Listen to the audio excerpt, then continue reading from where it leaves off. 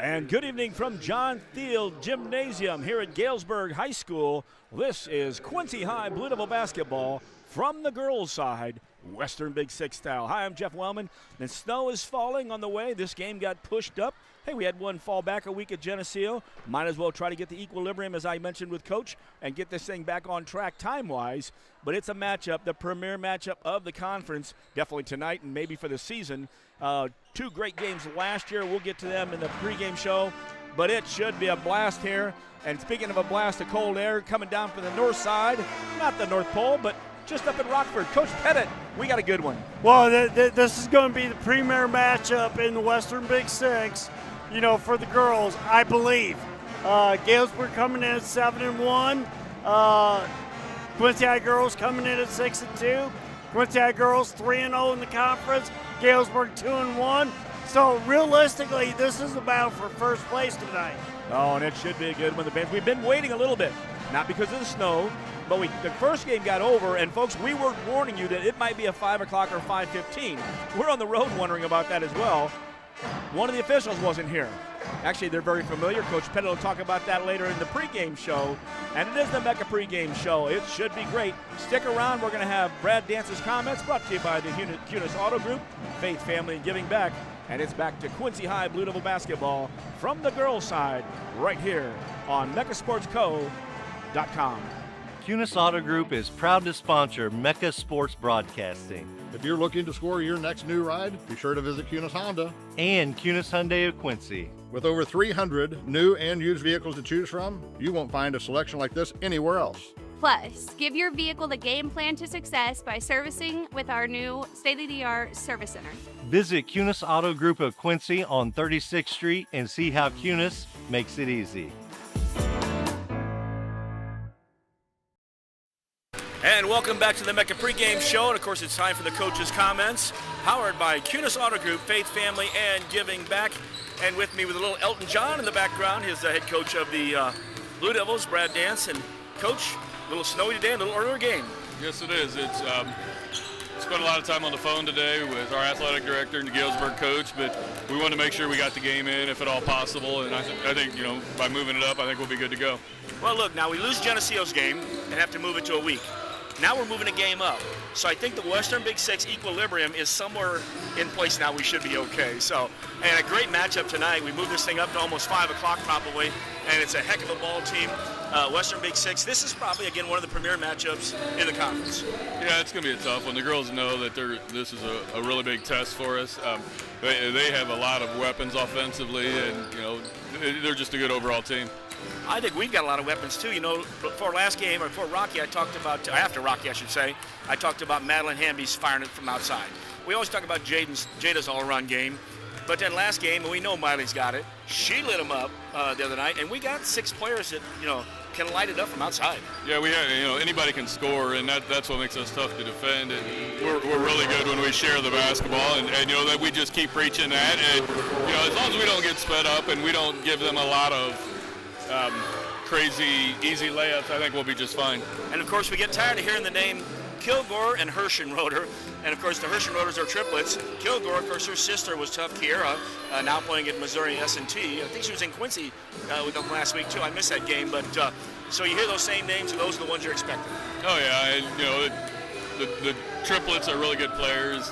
Kilgore's good. They're all solid. I mean, it's just a good team. You know, it's like us. It's going to be a good high school game as long as both teams play well. You know, on one note, and I got to bring that up, that they lost their 7th grade basketball coach, boys, last week in an accident, Jordan Ball. There's all kinds of good stuff, you know, here trying to raise money and all that. So, and I know everybody in the Western Big Six. I know last year in Geneseo we did the breast cancer night.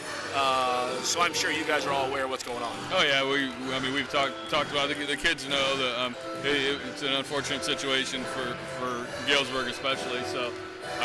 I know last week was tough for them when they had the visitation here at the high school last Saturday, so I'm sure it's been a very trying time for everybody in this community. All right, we're hearing Elton John again. Got a favorite Elton John song, Coach? I can't say that I do. I'm more of a Billy Joel guy. There you go. Well, good luck. We'll talk to you after the game. All right, thank you. And that's Brad Dance, and of course his comments are brought to you by the QHS Auto Group. Even a little Elton John is brought that way too. When we return, great matchup here. It's the Quincy High Blue Devils and the Galesburg Silver Streaks from the girls' side right here on MechaSportsCo.com.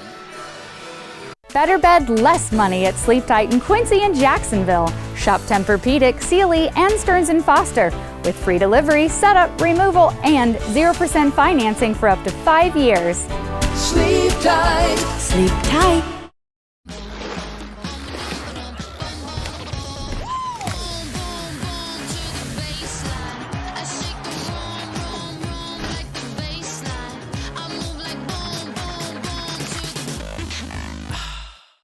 If you're building a house, remodeling an older home, thinking about a new deck, or need a whole new kitchen, Woodmart is your project partner.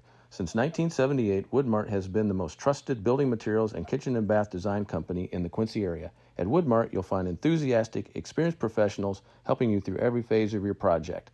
We offer smart advice for the contractor or do-it-yourselfer and top quality materials. Woodmart Building Center, 2000 North 12th Quincy, your project partner since 1978. And we are back here at John Thiel Gymnasium in Galesburg. And, of course, we're at the Mecca Mobile Studio, brought to you by the guys and gals at Sleep Tight. Better bed, less money at your local Sleep Tight, Jacksonville and Quincy. I'll tell you, the band starts playing, Coach, and never I can hear myself, so which is okay as well. But we have, like we said, we've got a great matchup here tonight, Coach. Right now in the conference, look at the standings. Quincy's up 3-0. You got 3 teams at 2-1. Galesburg, Sterling, and Rocky. Of course, we gave Rocky their loss. Moline's got 2 losses at 1-2. They join Alleman and Geneseo. East Moline 0-3. But again, it's early in the season, and looking tonight, of course, we know this matchup. Moline has got East Moline, Sterling, and Geneseo, and Alleman hosting Rocky all the games tonight. Well, we started to see some of these teams play. You know, Rocky's going to be solid. They're going to get at you after you 85 feet, 94 feet, whatever it is, in high school. Yeah, you know what I mean? So, right, Rocky, I think will be good tonight. I say this is the premier game, of the Western Big Six tonight. 3-0 versus 2-1, and 7-1 versus 6-2. Sterling, that's going to be another great test on Saturday afternoon down in Quincy. So these next 2 games for the Blue Devils, are going to be very important as far as going towards the Western Big Six championship. And, of course, last year, these 2 games against this team, these 2 teams teamed up, double teams there on that one. In the first one on December 12th, just a day off, Quincy lost the game at home. They were up by 1 at 1 quarter, down by 4 at half, down by 15 at the third, came back and only lost by 3. Brown led the way with 14. On the other side, Kilgore had 19, and Ella Hirschenroder, she had 12. Come up here at Thiel on January 30th, and the Devils turned the tables on them, won 55-54 by 1, and they were down by 3 in the first quarter, up by 10 and a half, up by 1 after the third quarter, and we pulled out the 1-point victory. Longcore had 18, Brown had 17, Nicholson had 12. That's the balance we need. Kilgore and Hirschenroder 17 and 10 respectively. Yeah, and I tell you what, you come to this place up here in Galesburg, Field Gymnasium, no place better. The Western Big Six, well, except for Blue Devil Gymnasium. Indeed. Hey, by the way, we mentioned this more in the guys' game at the end of the game when we were talking about what are the Blue Devils doing right now. They have graduated, and we also have one gal that's out there playing, and she was one of those that used to play against Kiara Kilgore, and that's Taylor Foey. Taylor Foey's in the news for 2 reasons. First of all, down at McKendree, at the 6 games, she'd played all 6 games, averaging 5 points, 4.2 rebounds in only 14.5 minutes, averaging 80% from the free throw line. The other reason I mention her is because over the weekend in Tipton, Missouri, Jada Brown, who started the season off in 57th all-time at the Western Big Six scores for girls. She has passed our girls, Amber Dvorak, Courtney Vonderhaar, Shai Cartmel, Tiffany Turwell, Candy Searwall, and she passed Taylor Foey. She is in second place all-time with 1,249 points. Foey had 1,210. And as we mentioned the other night, I was thinking Kipping, it was at 2,000. She's at 2,287. So almost 900 points to go. So we can stop talking about scoring anymore and let her just play her game. Well, if she does what she does, you know, she'll be up there close, guaranteed, you know, because great job, you know, inside, great job outside, good passer. You know, it's what you got to do to be successful in this game.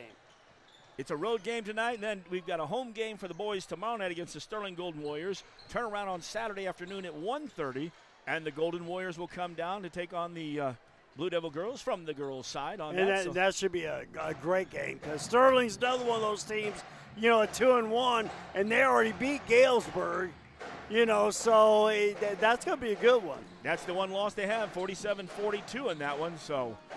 Hey, stick around. It's the Mecca pregame show. We're getting ready. It's basketball time. It's Wellman and Pettit, and it's the Blue Devils from the girls' side right here on MeccaSportsCo.com. This game is brought to you by Mecca Sports Co. You can find us at MeccaSportsCo.com, on YouTube at YouTube.com/@MeccaSportsCo, and on Facebook at Facebook.com/MeccaSportsCo. Be sure to like and subscribe so you don't miss any coverage for all 4 Quincy High School basketball teams, boys and girls. Get the play-by-play and color call from Wellman and Pettit exclusively on Mecca Sports Co. Start your day off the right way at Hardee's. We have new items for our breakfast 2 for $5. You can get a biscuits and gravy, sausage egg, or cinnamon roll. Any 2 of those for $5. You can't beat a made-from-scratch biscuit here at Hardee's. Sausage egg, biscuits and gravy, or a cinnamon roll. 2 for $5. Is there any place better for breakfast than Hardee's? Come see for yourself. Hardee's at 30th and Broadway, Quincy. And welcome back here. We're getting ready for the game. It's the Mecca pregame show. And, hey, by the way, stop on down. I know Coach Pettit's leaving here today and getting down to Quincy tomorrow. Stop down to 8 Open. That's 8TE, said 8, a Southern Kitchen at 601 Main in Quincy. Hours are Thursday through Saturday. You can always check out their website at 8open.com. Schedule your order for later. You can schedule ahead online, which is really great. Thursday and Friday, 11 to 8. Saturdays, noon to 9. Closed Sunday through Wednesday, and great stuff down there.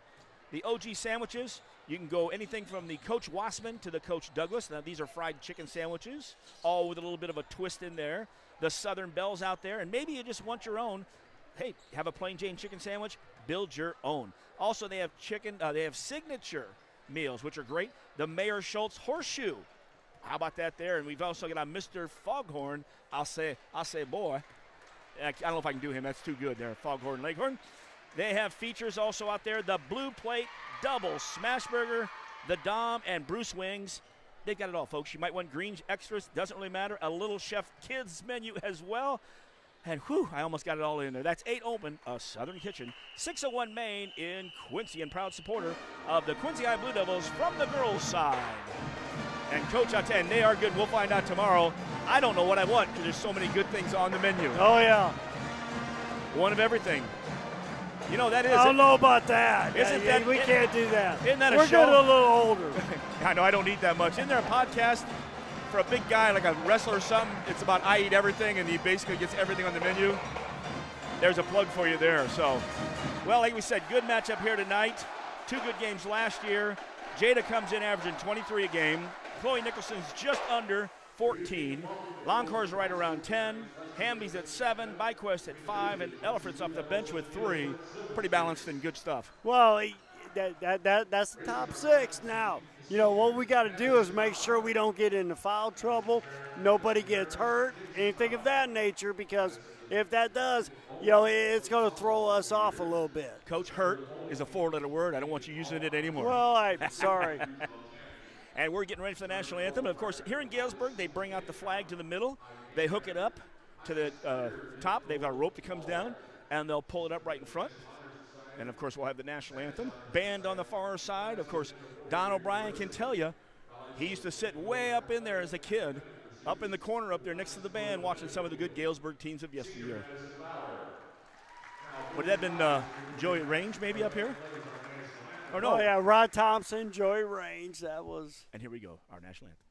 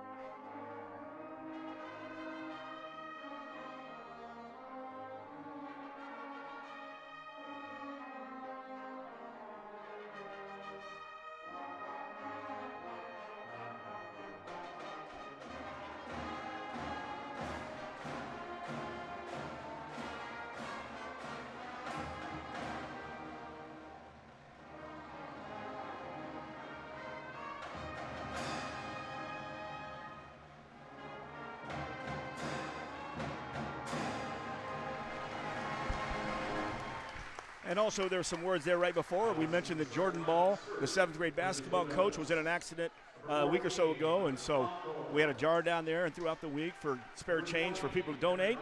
Made my donation. Plus pork chops were in there tonight. On the grill, good stuff. Here's our starting lineups. First for the Devils, they'll be in their road blue trimmed in white. Devils will break it down this way. Miley Longcore, number 14, that's ML the second, 5'8" junior. Cameron Byquist wears number 20. She's a 5'4" junior. Jada Brown, number 21, leading the team in scoring, 6' junior. Madeline Hamby, number 23, a 5'6" junior. Check that 8. And Chloe Nicholson, 6'1" sophomore. Head coach, of course, Brad Dance, assisted by Brad Bergman, Katie Klopper, Kelly Lawson. And wow, that's a loud. Well, we got the Bulls music going on here. And of course, that's Alan Parsons, Sirius, for those who really know. I used to make that call for 10 years with the John Wood Community College team at the CYO gym. Zaniah Carter, a sophomore at 5'7", she'll wear number 5. Galesburg trimmed in white and the silver streaks a long way. Number 10, Taylor Hershenroder, 5'7" junior. Number 11, Ella Hershenroder, 5'7" junior. They're all growing at the same pace too. Number 20, Jocelyn Kilgore. She's a scorer. She's a junior at 5'11", younger sister of Kiera. And number 24, Lily Furrow, the senior at 5'9". Kistler seems to come off the bench and play well as well. The Silver Streaks are coached by Lexi DeMott, assisted Jim Noonan. And here we are getting ready to play, Coach.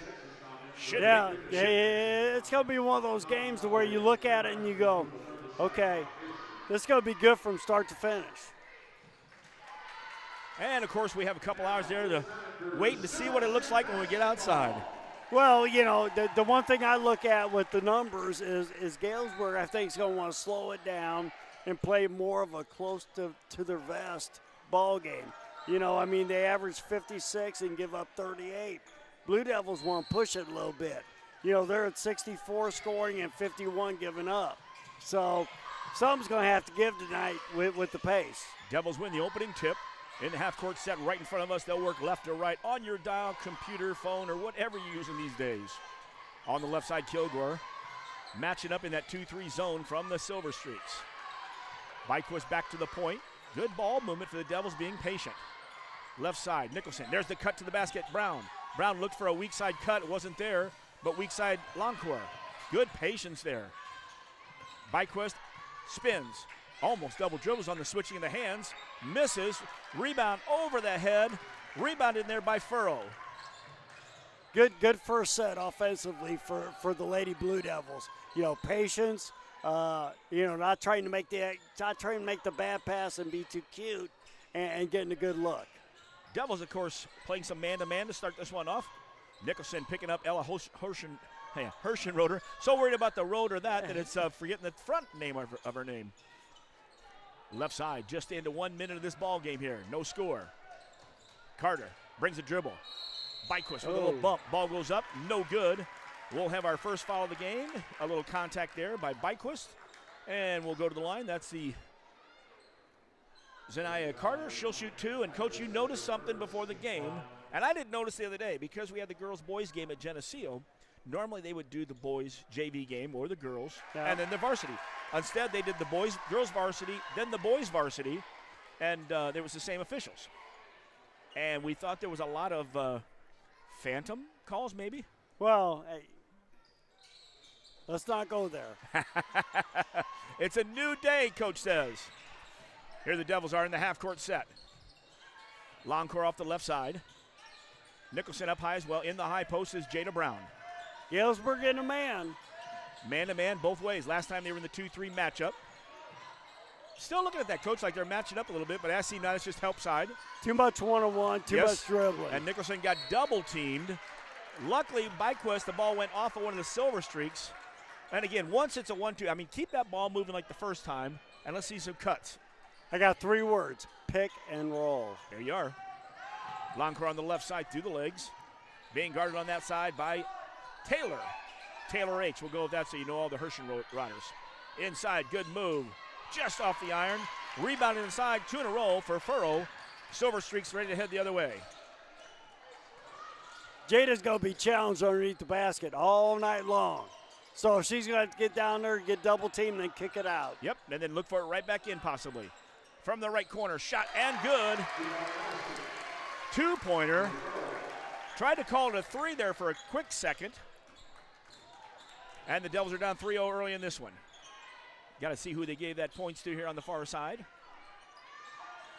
That was Lily Furlow in that corner with that shot. 5:30 and counting in the first quarter.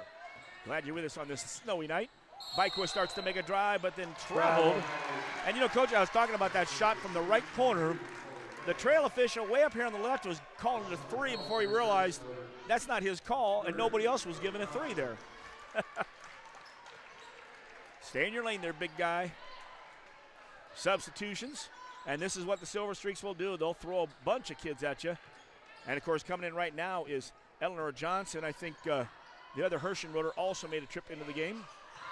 I'll check that in a second. Well, and you can see why Galesburg's only given up 38 points a game, so far this year. They get up into you defensively. And you think kind of like Rocky, who keeps bringing people at you, but unlike Rocky, they're a little deep talent-wise too. Yeah. Ball was thrown away, so the Devils will get it with 5:05. I'm looking through that one basket on the far end. Still down 3-0, full court pressure. Nicholson in a trap and then just tries to bail out. Inside, Silver Streaks with the score. Got to have help there. That was Kilgore with the bucket there, and it's 5-0. Cutting, and luckily, two of the Silver Streaks were hustling a little bit too much on that baseline.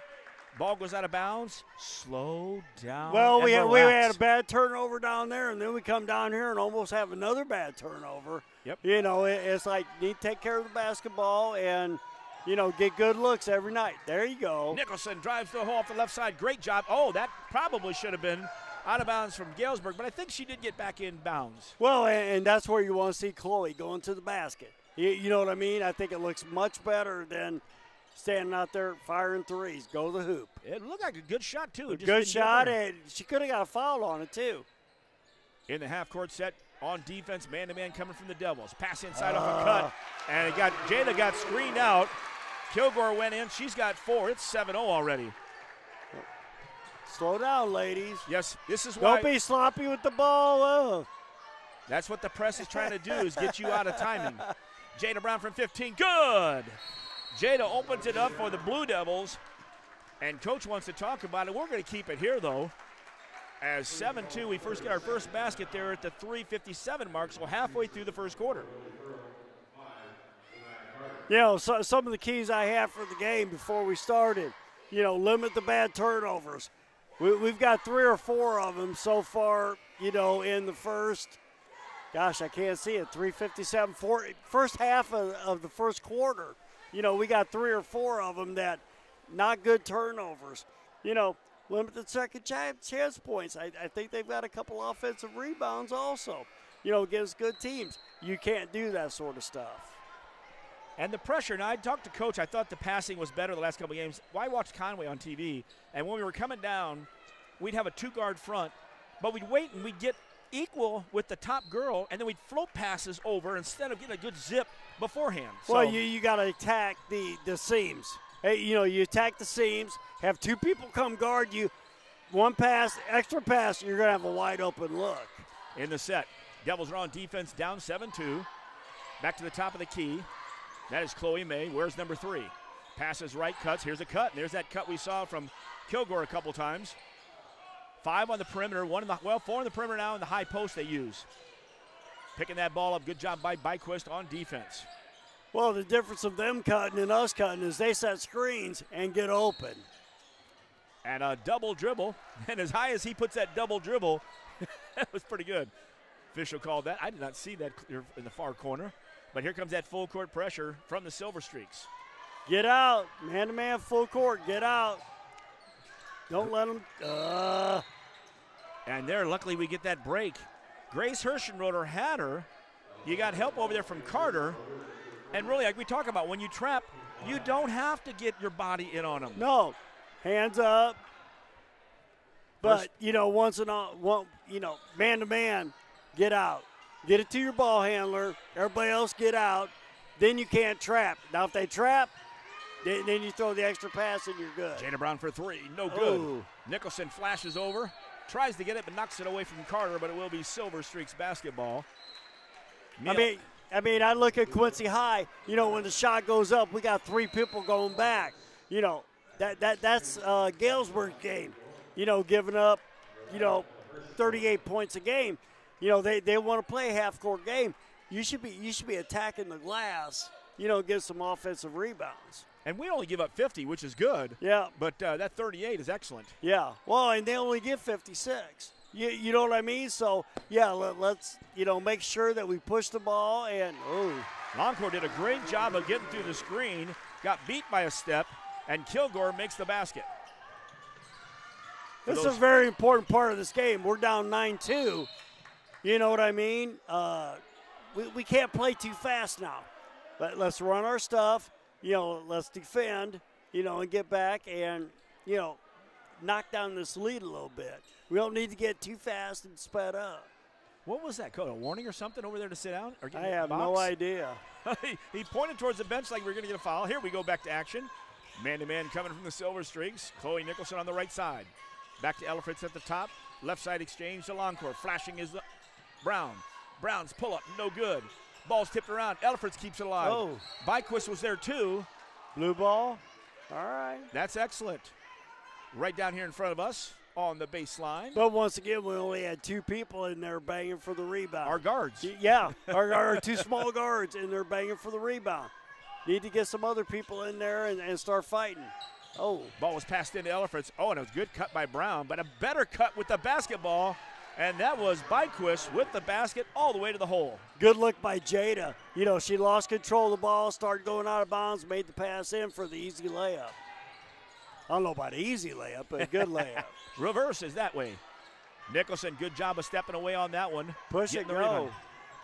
Down the court across the timeline. Here's Elfritz. Elfritz pulls up from 8. It Tough comes up shot. short, but Jada Brown gets it. Kicks it back out left wing. Good for 3. Byquist hits the 3. Give the assist to Jada Brown. That 3 brought to you by Woodmark Building Center. Tough shot by Elfritz, though. Driving to the hole. Ball's on the floor. Devils fighting for it. Good job by Miley. Getting on the ground, digging it out. Devils come away with it. In the half-court set, Longcore working to the right side, right where John Thiel Gymnasium's on the floor. Lobs in, double team's coming. Brown kicks it out. Double team, triple team. That was right. The triple. She turned around, there was 3 of them sitting there waiting for her. That's where she's got to make the extra pass out to the opposite wing, for the wide open 3 look. And it wasn't a Herschenroder sandwich either, so it wasn't all 3 of the Herschenroders.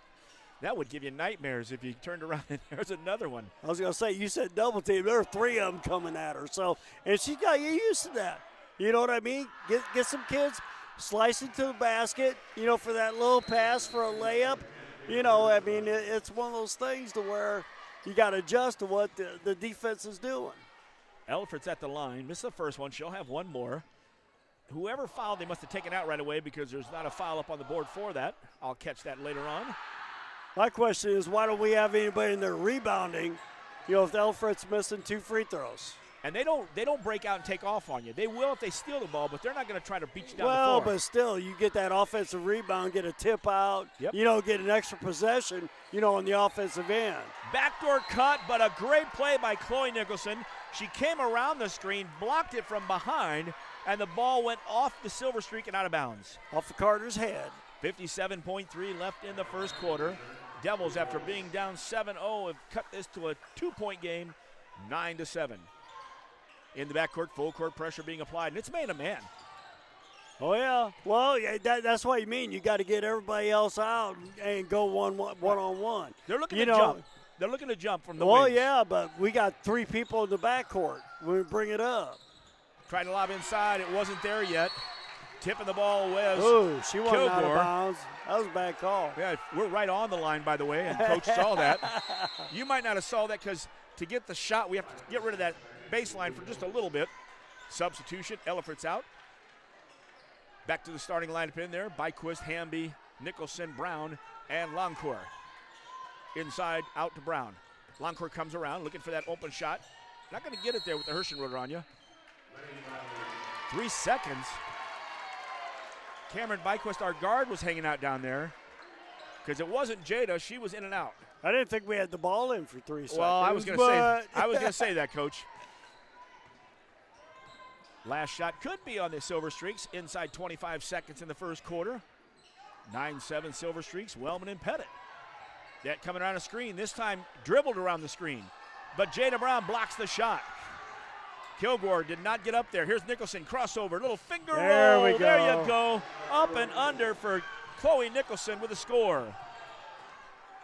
And 9-9, and that's it for the first quarter. And by the way, excuse me, because I just missed her finger roll on that as I was coming down court.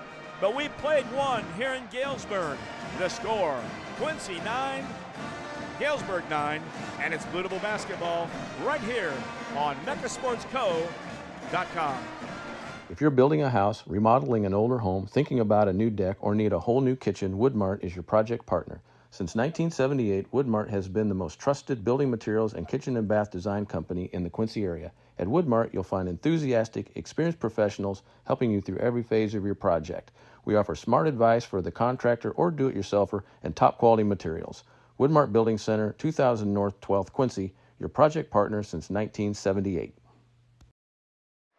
And back here at Thiel, Wellman and Pettit. Our first three of the quarter was Cameron Byquist, brought to you by Woodmart Building Center, which you just saw there.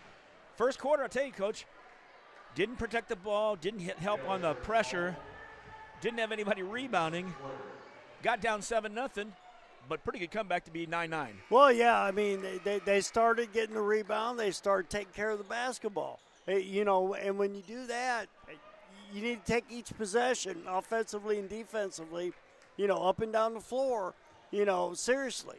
And the second half of the first quarter, they did a much better job taking care of the basketball and getting good shots and good looks. And, it showed. Second quarter will start. Silver Streaks basketball.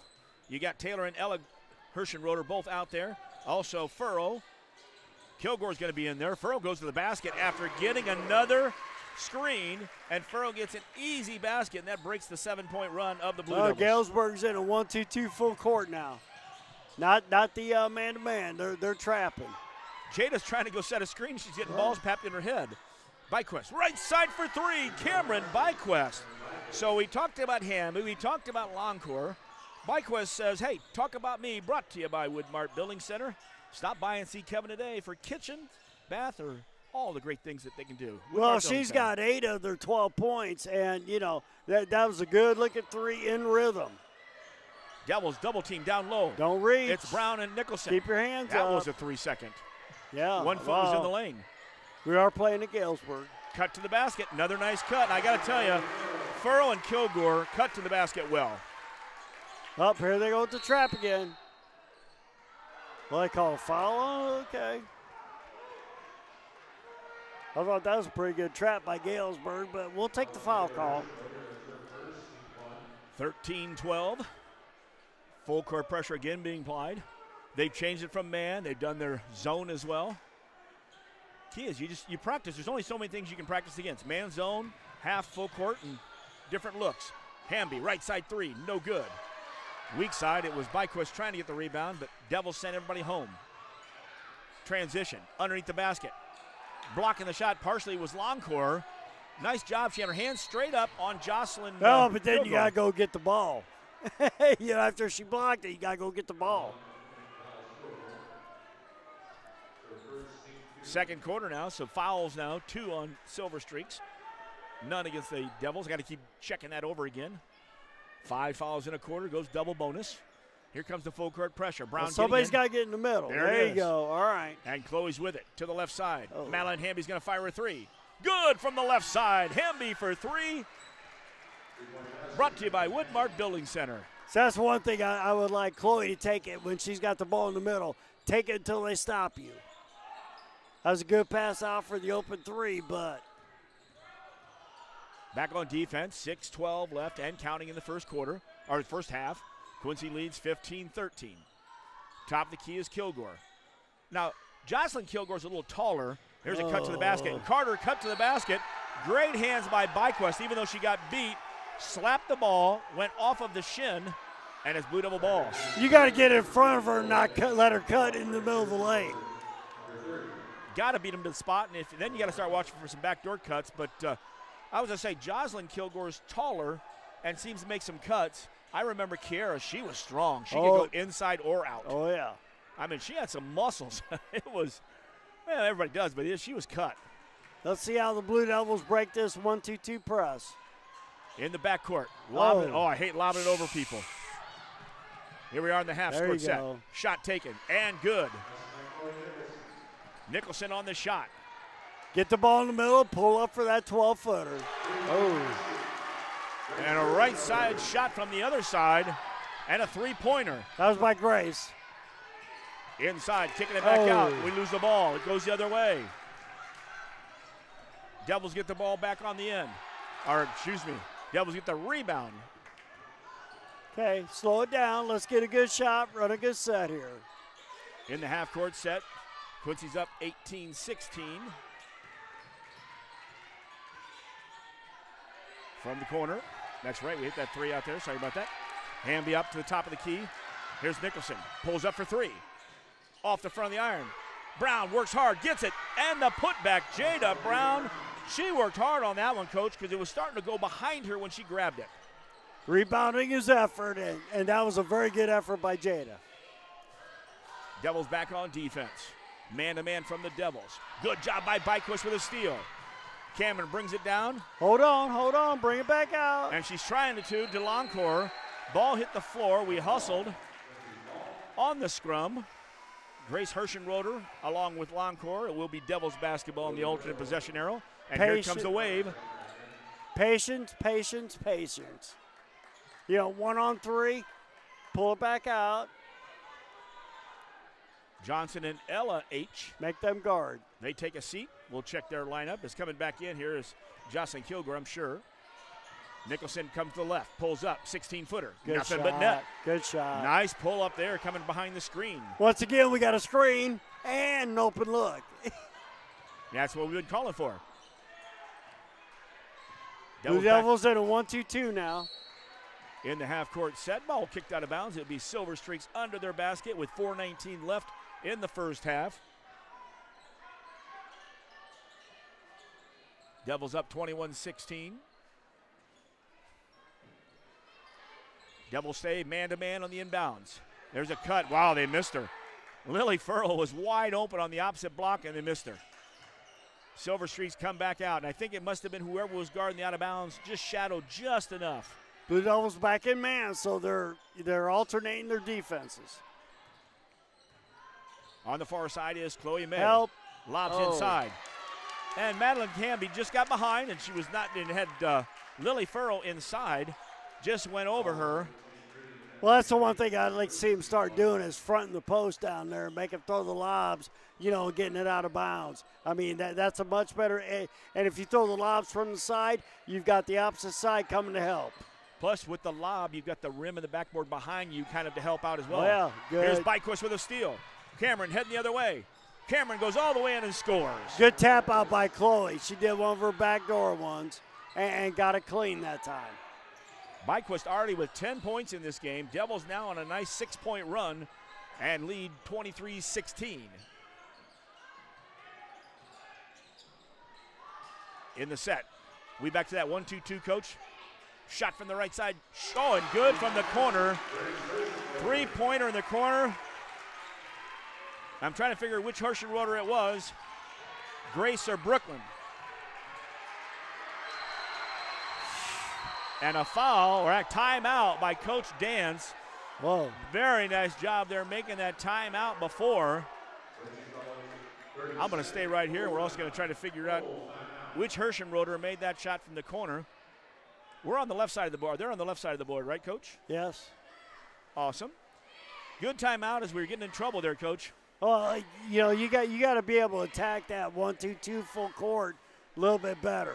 You know, you got to have your, you know, wings back.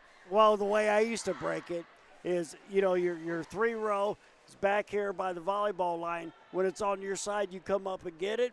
You know, if not, you go back. you know, you go back and forth, you get somebody in the middle. You basically, you know, attack a 2-1-2, you know, but you got to look at the side, because if you get to the side and the guy and the person in the middle, you know, breaks, then you got a 2-on-1. You got easy baskets. Hey, by the way, if you don't want to eat at 8, open tomorrow, stop by Atlas Slice. They're open Thursday and Fridays 4 to 9. They're open Saturdays noon to 9. And it's the open flame high heat oven.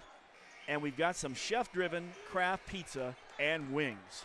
Stop on by. They got XL drinks. This company's actually from XL's from Breeze, Illinois. I didn't know that since 1936. 8 flavors. They got bottles coming too. Ask for the ski and black cherry. That's at Atlas Slice, 121 North 6 in Quincy. Back to action now. The Devils with the basketball. Up by 4, 23-19. Right side, Hamby picks it up. Hamby, a little air dribble there. Pops it into Brown. Brown, strong move, count it. And we're going to have an and one. Trying to play inside was Lily Furrow. She commits the foul, and Jada Brown with the bucket. Great positioning by Jada as they were, you know, going back and forth outside. She got down low on the block and set it up and then finished it off. One of our threes might have only been a 2 there as we got 25. Of course, at Geneseo, I'd mentioned the book, but I nailed both books. They were spot on when I got home. Jada Brown, good. So Jada, the blue-collar 3, and still just as good at Woodmart Building Center. 12th and Seminary Road, Quincy. Devils back on defense inside 3 minutes and a half. High arching 3, and a nice shot there from the right side. That was Carter for 3, her first bucket of the game for the Silver Streaks. She's a good-looking 5'7" sophomore. Devils coming across half court up 4. Top of the key, long court. Nicholson comes over. Instead, Miley brings it out with the dribble. Jada Brown was in the high post. Nicholson now brings it back to the top of the key. She works against Ella Hirschenroder. Left side, no good for 3. Jada Brown working hard. Oh, point blank, but she goes to the elbow where Ella Fritz hits the J. Give the assist to Jada Brown. Good job by Jada getting down low. She got the rebound. She had 2 people on her, which she's going to have that most of the time, and made the good pass out for Ella Fritz for the easy 15-footer. 2 minutes left in the half. First half, that is. 28-22, Devils with the lead. Don't reach. There's that cheap foul we talk about out front, because you're wide open out there, too, and as long as Chloe's arms are, if you make any contact at all. Well, good thing is that's her first with, 2 minutes to go here in the second quarter. Devils have 2. Silver Streaks with 3. 2:02 left in the first half. Heading out to the backcourt. That was Ella Hirschenroder. By the way, thank you there, Don O'Brien. I had a brain lapse there trying to remember Hirschenroder, and I knew it. It just took me a couple seconds. Only a true Galesburgite would know that. Indeed. Left side, and that's Grace Hirschenroder. By the way, Coach, that's her 3rd coming off the bench 3s in this game. Well, hey, cover her up, maybe? Yeah, well, you got to locate the shooters. Devils with the ball in the left corner. Oh, no. It was a good pass, but Jada should have been cutting to it, but she did cut to the basket once she got it. The ball didn't look like it was getting there from Ella Fritz. I didn't think it was going to get, well, it was or from Byquist. Yeah. Right. And then she made the move, and I was like, ooh, it's in traffic.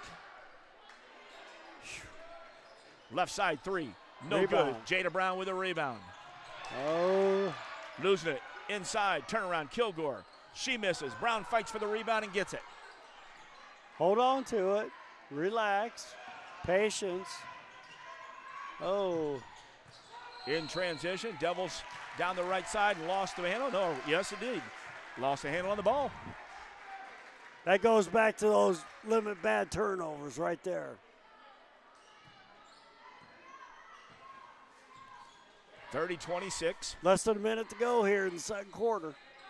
Devils back on defense, have a lead 30-25. Let's get a stop. Coming around the screen, wrong person. Luckily, she missed the shot. Grace Hirschenroder was behind the screen with a good look. She's already hit 3 shots.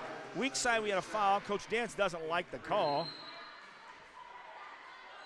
We'll have a chance in the postgame to talk about that. 41.8 left in the quarter and the half. Mike was their 2nd foul. 3rd team foul against the Blue Devils. I was going to say, get her out. We don't need her to pick up her 3rd here in the first half. Oh, ball almost lost there back at the top of the key between the circles. Madeline thought about trying to race for it. Probably would have been, Furrow might have been there and beat her to it, and we would have been at a disadvantage. In the man-to-man, ball to the right side, Silver Streaks. Don't reach. Starting to make a move, and, you know, Coach, we talked about it in games. You can reach, you just can't foul. That might have been it's way out there, just a reach and no contact, but I got a feeling. Oh, there was contact. Was there? Okay, because yeah. I got a feeling that, like last night, we saw at Geneseo on Tuesday, a lot of those phantom quick fouls, or at least that the coaches and everybody else thought. So I'm just giving you our look out there. 30-25. Take away a point there for the Silver Streaks on our computer board there. Looking for the last shot. Oh, and they just gave a lane there. Jocelyn Kilgore just took it all the way to the basket. Nobody could stop her, and she got fouled. A chance for the and one. Can't do that. No help side defense. You know, when they drive down that lane line, you got to have somebody pick up to slow them down or stop them. Longcore with the foul, her first. Elephants goes out. Byquist comes back in. She's got 2 fouls. Nobody else with foul trouble for the Blue Devils. Other side, Carter comes in. That was Grace Hershenroder out with her 3 threes, I should say, in the second quarter. Second one, or the first one, I say, completes the blue collar there. Devils with the basketball, 12 seconds left in the quarter. Left corner, Madeline Hamby for 3. Good! Hamby connects for 3 for the Blue Devils. Big shot in the half. And there's the buzzer for the half. That was so key, her second 3 of the second quarter. And, Coach, that takes us in with a 33-28 lead for the half. Big shot at the end of the quarter. You know, only up by 2. You know, getting that 3, you know, get you up by 5. So, I mean, it's a good feeling going into halftime. You know, this is basically a Quincy High pace of a game. You know, 33-28. Galesburg wants to play in the low 50s to middle 50s. You know, Quincy High's pushing it up to 66-70, you know, right in that vicinity. This is the pace we want to play at. You know, if we take care of the basketball a little bit better in the second half and, you know, limit the bad turnovers, you know, get good looks every time, you know, I think we'll be okay. Hey, it's halftime of the girls' game, and I think our halftime sponsor is 8 Open for the girls, as well as Atlas Slice. Make sure when you're at their home game on Saturday, halftime, Jared Tipton has a shootout and giveaways. So when you get out there, make sure you get out there. We're at the half. The Blue Devils came back from a down 7-0 early, lead at the half, 33-28. Blue Devil basketball from the girls' side right here on MeccaSportsCo.com. Ride the Baja Wave and refresh your senses with a blast of tropical lime flavor. Grab a Mountain Dew Baja Blast today. Do the dew. Get a 6-pack of 24-ounce bottles. Merry Christmas and Happy Holidays from all of us here at Kunis Hyundai and Kunis Honda of Quincy. As we wrap up another wonderful year, we just wanted to say thank you to our friends, customers, and neighbors across the Quincy community. Your trust and support made 2025 an incredible year for our Kunis family. From our family to yours. We wish you peace, joy, and safe travels this holiday season. Merry Christmas and a very happy New Year.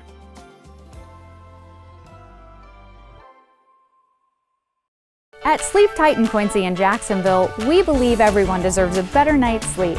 Discover top mattress brands like Tempur-Pedic, Sealy, and Stearns & Foster. Your purchase always includes free delivery, free setup, and free removal of your old mattress. Plus, enjoy 0% interest for up to 5 years. Better bed, less money. Only at your locally owned Sleep Tight in Quincy and Jacksonville, where comfort and community come together. Sleep tight. Sleep tight. This stream is brought to you by Mecca Sports Co., your streaming platform for all 4 Quincy High School basketball teams. Be sure to subscribe and like on YouTube and Facebook. Just search Mecca Sports Co., and you won't miss a thing from QHS Blue Devils and Lady Devils with coverage for the QND Raiders and Lady Raiders on the road. Be sure to visit MeccaSportsCo.com for the complete schedule of games and more. Oh, the weather outside is frightful. The fire is so delightful. Since we've a place to go, let it snow, let it snow, let it snow. And let it snow because we are inside here at John Field Gymnasium. Pettit and Wellman, halftime. Well, and it is snowing, so yeah. Do we have a prediction on what it's going to look like? I think I think we're supposed to get 4 to 5 inches here in Galesburg tonight. So by the time we get out, we might have to do a little bit of sweeping off of the car. Indeed. I like that. And that'd be the Accord, the 2018 that I'm driving, brought to you by the QHS Auto Group. By the way, stop on and see the guys. Jeff Kahn on the Honda side. And don't forget to stop over Levi on the other side, Billman. And, of course, he's the guy that's in Coach's or in the shot with the golf shot and also in the Christmas ads there. So he runs the Hyundai side, so stop in and see him as well. Well, the game started off, Galesburg with a 7-point lead. At the 3:57 mark, halfway through the first quarter, Devils finally on the board, 7-2. Basket from Galesburg. Devils come back with the next 7, and we are tied after one, 9-9.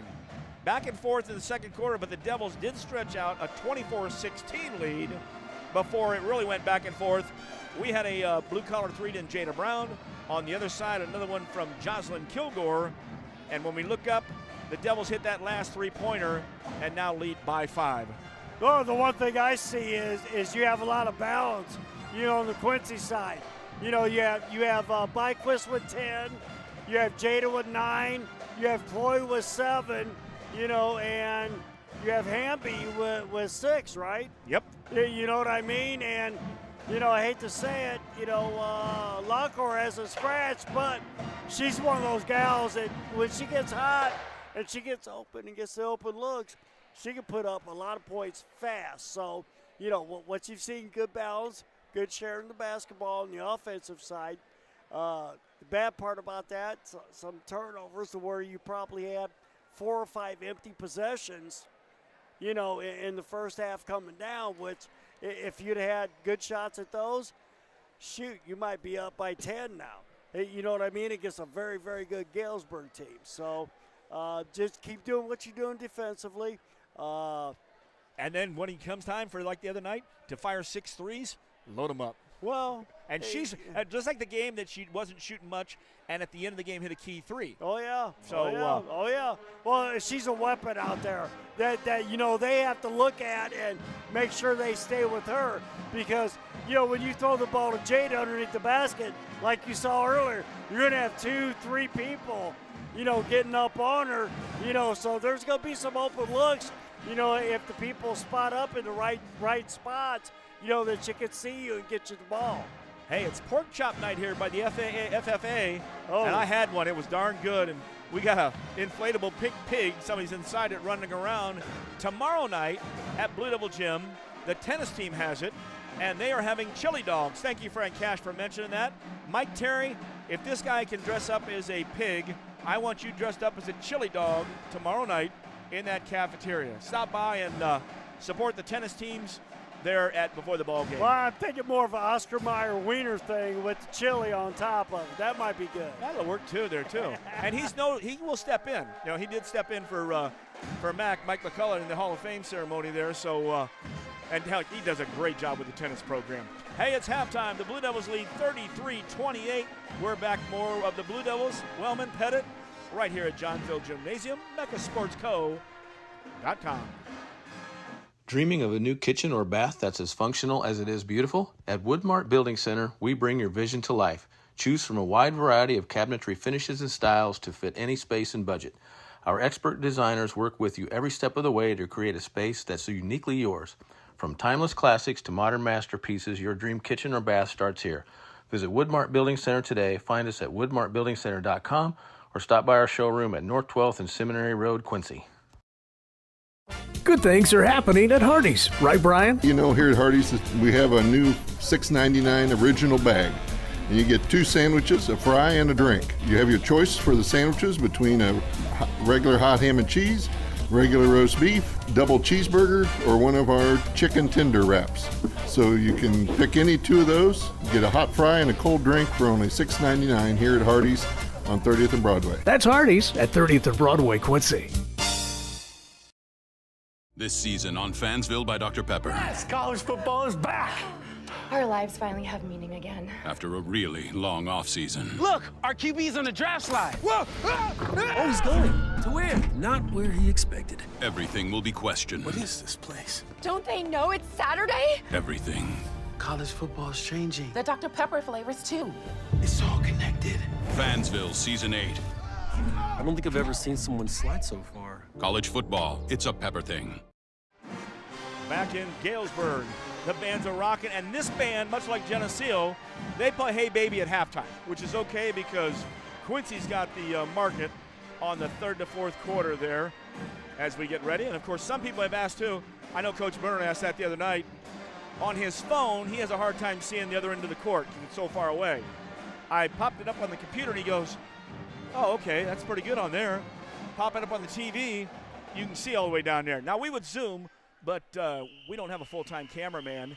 And I'm watching the screen. I think we got a good shot. Guess what? Second half, folks. Quincy High's basket's right in front of us, so you'll get to see all that. Well, speaking of the second half, you know, these first 3 minutes coming out are going to be very important. You know, either Galesburg's going to come back and get into this game, or, you know, if Quincy High can come out with a 5-0 run, you know, something of that nature, you know, push this lead from 5, you know, up to 10, and then play from there. You know, it might be a little bit different situation on how Galesburg plays offense. So, you know, these first 3-4 minutes, 3 minutes of this half will be very important. Sitting up here in the corner in the Mecca Mobile Studio, brought to you by Sleep Tight. Better bed, less money. Jacksonville and Macomb. If you're up in, or Jacksonville and Quincy. If you're in Macomb, go to Jacksonville. Goes Quincy. That's where Kevin used to be all the time, up in Macomb, so he just figured he can do the business in Quincy. And there you are. Starting the second half. Stay closer to home. Yeah, Galesburg will have the ball. We'll check the lineup here as you got Byquist, Brown, Nicholson, Hamby, and Longcore for the Devils. Shot from the top of the key for the Silver Streaks. That was no a good. long one. Chloe with the rebound. Not a good shot for Galesburg to start the half. You know, I forgot about that. We actually are on the other basket now. So why did they say they couldn't see our basket? It was right in front of us. Inside, Brown, good fake. Kicks it back out. Hamby's going to fire the three. No good. Tipped around on the floor. Jada Brown comes up. Chloe Nicholson kept that alive and somehow called the double dribble. I think he thought the tip out. And that tip doesn't count, but the tip on a basket, if you tip down to the floor, it could be called. Checking your lineup on the other side. Herschenroders, Taylor and Ella in the game. That's 10 and 11. Carter's on the right wing. In the high post is Jocelyn Kilgore. And flashing the basket now, Lily Furrow. In that set, down on the baseline. Good job there tracking it down, but boy, Brown's all over Ella. And Coach DeMott wanted to call that one. She was a little worried that it was going to be a steal or lose the ball out of bounds. Ella was having a tough time down here in the corner. Good job defensively by Jada, you know, stepping out on the screen and guarding. And as always, when we get in this ball game, stick around for the Hardee's post game, brought to you by Brian Arms. I had to think of his first name for a second there, but Mr. Harms out there at 30th and Broadway. We'll also have the Hardee's post game brought to you by Hardee's. Yeah, there you go. I like to tell you where, though, remember, because otherwise you might go to the other one. Well, no, 30th and Broadway. You got to go see B. Harms. You won't go out to 12th and Jefferson. That's no longer a Sandy's or a Hardee's or anything. The original Sandy's. In the backcourt, Silver Streaks with the ball. 1 minute through the third quarter. Devils still lead 33-28. Herschenroder went to the left side where Kilgrove was. Comes back out to Herschenroder. To the top of the key. That's Ella Herschenroder. Right side. Southpaw. No good in the shot. Ball was tipped. Hustling it back. Smart move by Ella Herschenroder. Waiting for it to go in the backcourt before she picked it up. Well, because it got tipped by the Blue Devils, so. You know, I worry, person will pick it up and then take that extra step into the backcourt. Well, I tell you what, I think Ella's probably the best of the three, to be honest with you, because she handles the ball. She's been getting after, Chloe the whole game. So, yeah. Grace might argue with you there with the 3 threes in the second quarter, but I agree with the overall game, Coach. 5 seconds, 2-4-5. Galesburg wasn't sure about that math either. We'll take it. By the way, the foul was on Chloe Nicholson, her second, first of the second half. Good job defensively by the Devils on the out-of-bounds play. Full court pressure being applied. Whoa. Long court. It's all right. Hand was on top of the ball. Looked but ugly. Then she picks it up, and can't do that. Nicholson from the right side behind the back. Step back for a three. Oh, off. But she's fouled on the step back. And we're going to shoot three from Chloe with 6:26 left in the third. I was going to say, Chloe got the space, so that's why I didn't think there was anybody reaching out to touch her. But we'll take it. The young students behind there didn't like the call. Oh, now here we go again. Remember last night we had a couple situations where we spent 3 or 4 minutes talking about calls. And we're in a mode where 2 officials are talking, the other guy's over there. Out of bounds? I thought she was shooting. Well, I'm going to say that what they said was on the follow-through is when they got her. But she had to be on the floor, which doesn't make sense. So here we go, Devils basketball. Most important play is the next one. Part of that mind game you can get from Mike Llewellyn. Right side in the corner. Hamby, she goes inside. Double team was coming, skipped over left side. Double team, triple team. Longcore would have liked to take a three, but a pass was high. And a drive to the basket. Longcore gets fouled. She was trying to go to Hamby in the corner. So 2 quick fouls on that side for the Silver Streaks. I'm about to tell you what, when Jada passes that ball out, you need to have your butt down ready to shoot. Hey, you know what I mean? You don't need to dribble or nothing. Just get it and shoot. Ball inbounded. Jada Brown left side. Spins. Kicks it back out. Another three. Top of the key. Byquist could have been called for traveling, but instead makes a straight drive to the basket. And Byquist with the bucket. She had 10 in the first half. Good job by Cameron. Well, and she's got her little hop back from last year when her ankle was hurt. She was probably playing 60, 70%. She's got that quickness back now to go to the basket. Devils back man to man. Jada Brown out high, taking Kilgore. Ball goes left side. Carter, step back for her shot. No good. Rolls through the rim. I was looking for Nicholson to get the weak side rebound, but the ball caught the back of the rim and kind of spun and jumped out a little bit. And did Chloe pick up a foul? Yeah, right here where even Madeline Hamby kind of looked and said, how, but I couldn't see down there at the baseline, Coach, what was going on. So Nicholson, her third, second team, so both tied 2-2 in the third. 5:36 to go with 3 fouls. That's not a good situation for Chloe. She did come back the other night in Conway down at Tipton and hit 8 points in the fourth quarter in foul trouble.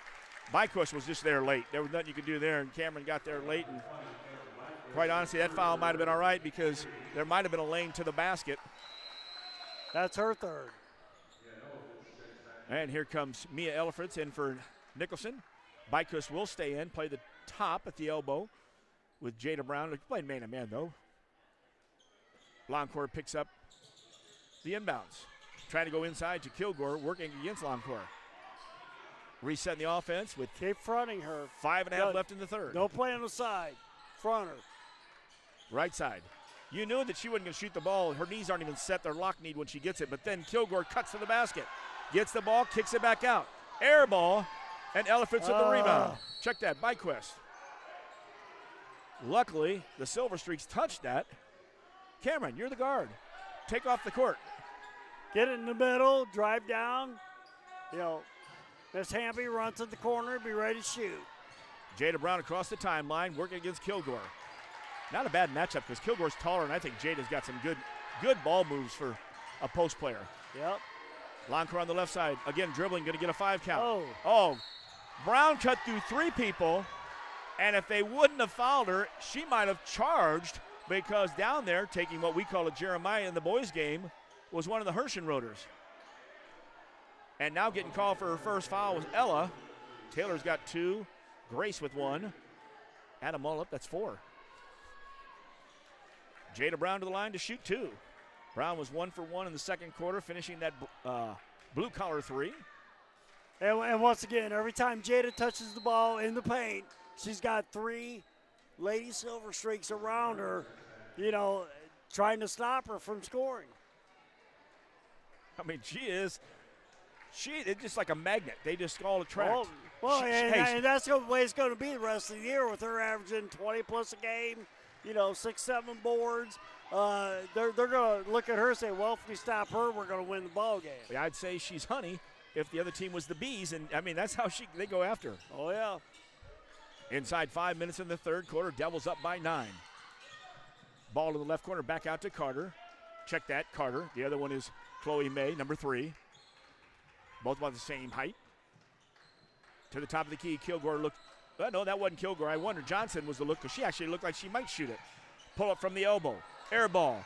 But then Carter goes and tracks it down. Wow. Those are freebies there, folks. Carter's number 5, May's number 3. Yep. That 3 and 5s look a little similar. Back to the top of the key. Herschenroder. Grace. Halfway through the third quarter. Boy, if we have the shot clock next year, this is a good defensive stand. And then driving through a moving screen. No good on the shot. Kilgore. Jada Brown started to track it down. Good hustle from behind from May. Last touch by May. And it'll be Blue Devil basketball. All right, the official wants to talk to the other. Mia got popped in the nose. So she is checking with 3:54 left in the third. This is a big trip here. You know, I mean, you're up by 9. You can stretch this to a double-digit lead, you know, and you've started out this quarter, you know, the first 4 minutes, you know, dang, they're throwing a shutout. Chloe Nicholson back in the game with the basketball. We're getting some full court pressure. Man to man. Got 2 coming at her. Long court across the timeline. Looked like she got that little skip jump across the line first. Well, be patient here. You know, if they're going to double team you. Jada Brown with her orange fluorescent shoes. Gives it off to Nicholson. Nicholson through the legs. Crossover through the legs again. And another one. Now a pull-up from 21. No good. Jada Brown gets the rebound. Back to Nicholson, who works the left side. Long shot gives you long rebounds. Jada starts the drive. Good stop. And not a bad call. She got caught between, had the ball above her head, called traveling. She really wanted to go to the wing, but the defense slid in. And she to be honest with you, if she catches it up there on the elbow, I'd like to see her just shoot that, and then they're going to come out and get you. Then you do a shot fake and then take it to the hole. In the half-court set, Devils on defense. Up 37-28. Nicholson looking for a little help from Byquist. The 1-2-2, I believe. Yes, matching up. Yep. Nicholson to the point. Byquist and Hamby at the high post. Elbows, as you will. Low post, Brown and Hamby. From the right side, 3, no good. Rebound weak side, Silver Streaks. But Byquist does a great job of coming to that loose ball. And by coming to the loose ball, the Silver Streaks get called Galesburg, for the phantom foul. Well, I tell you what, I thought that they were going to call that on Byquist, and I was like, no, that can't be right. I think a lot of nights they might because she was flashing in like that. Well, she was the aggressor going to get the basketball. Grace with her second foul. That's Herschenroder. Get out, get out, get out, get out, get out. Don't let them trap. Devils with the basketball in the half-court set. Nicholson at the top. Passed in the right corner. Hamby for 3. No, and they called traveling. You know, Madeline's got that little skip hop in there sometimes. They got her on this one. Nicholson out. Elephants back in. They probably got her on Tuesday also. I believe they did. The same officials did Tuesday's game are doing our game tonight. Well, there you go. Ladies and gentlemen.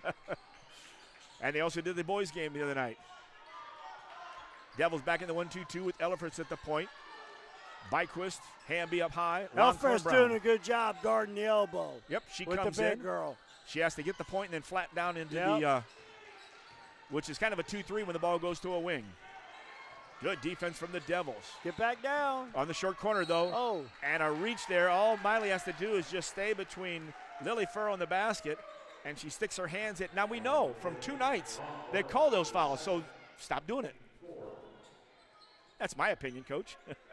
Well, especially, you know, when you look at the Blue Devils and they go about 6 deep, maybe 7. Hamby did a good job of taking that blunt step by Furrow. Furrow went hard to the basket. Devils got the rebound, though. Well, timeout.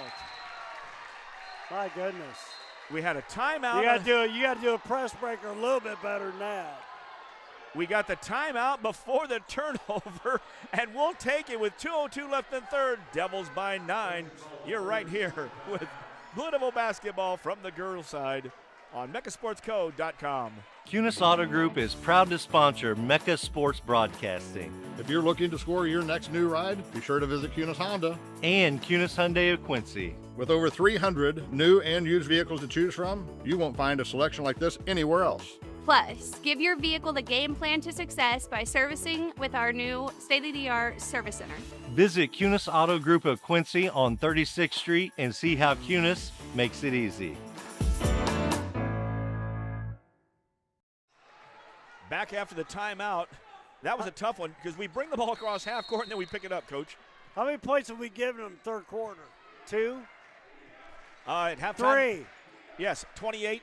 No, we haven't given them a point in the third quarter, Coach. Okay. We have shut them out in the third quarter. I'm going to tell you something in that break here, too, is there's a foul called bailing out the Devils. Coach, I believe last year that was the bad thing against the Galesburg. In one of those games we played them, that the first game, I don't think we scored in the third quarter. I'll come back and look at my notes here going into the fourth. But, yeah, I mean, it's been a great job defensively. They've taken care of the rebounds, haven't let them get second shots, challenging shots. This is a great job, third quarter, defensively by the Devils. Third foul against Grace Hershenroder. That was the fifth foul, so with 1:49, that's why Hambies gets to shoot 2. Connects on the second one. Madeline was 7 in the ball game. Devils now 10-point lead, 38-28.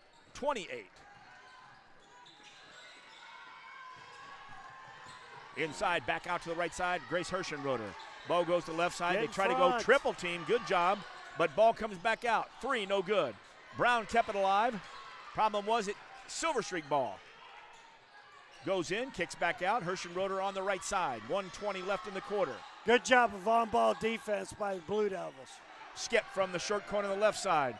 Hershenroder, Grace hits the 3, their first score. That's our fourth one? Yes, it is, and the first score of the fourth quarter for her, or for the whole team. All right, let's get a good shot now. 38-31, 1 minute left in the quarter. In fact, I wouldn't mind seeing the last shot. I agree, if we can hold the ball and do a good job with it. And then Loncourt likes it. Good! Miley Loncourt, ML the second. First basket of the night. Big 3 here at the end of the third. Indeed. Devils up now 41-31. Will she stand on the line there? Nope, 3. And Hershenroder says, anything you can do, I can throw one up too. Oh! She hits the 3. And the Devils lose the ball. Bad turnover. Inside 30 seconds in the third quarter. Don't need that with 30 seconds to go. And now off the left side, Taylor Hershenroder, 3 straight after they had not scored at all in the third quarter. Down to 5. And fouled. Wow. Byquist was going to throw the ball away. Got a very sloppy last minute here for the Lady Blue Devils. Devils were up 41-31. Bam, bam. And I'm not talking Flintstones. A 3, bad turnover, another 3. 4 in the first half, 3 of them for Grace Hershenroder. Got to play 32 minutes. 3 in the second. You can't play 28. 7 threes for Galesburg. And a nice job by Byquist. She hits the first free throw. Cameron will have one more. 13 points on the night. Check that, 14. Cameron having a night.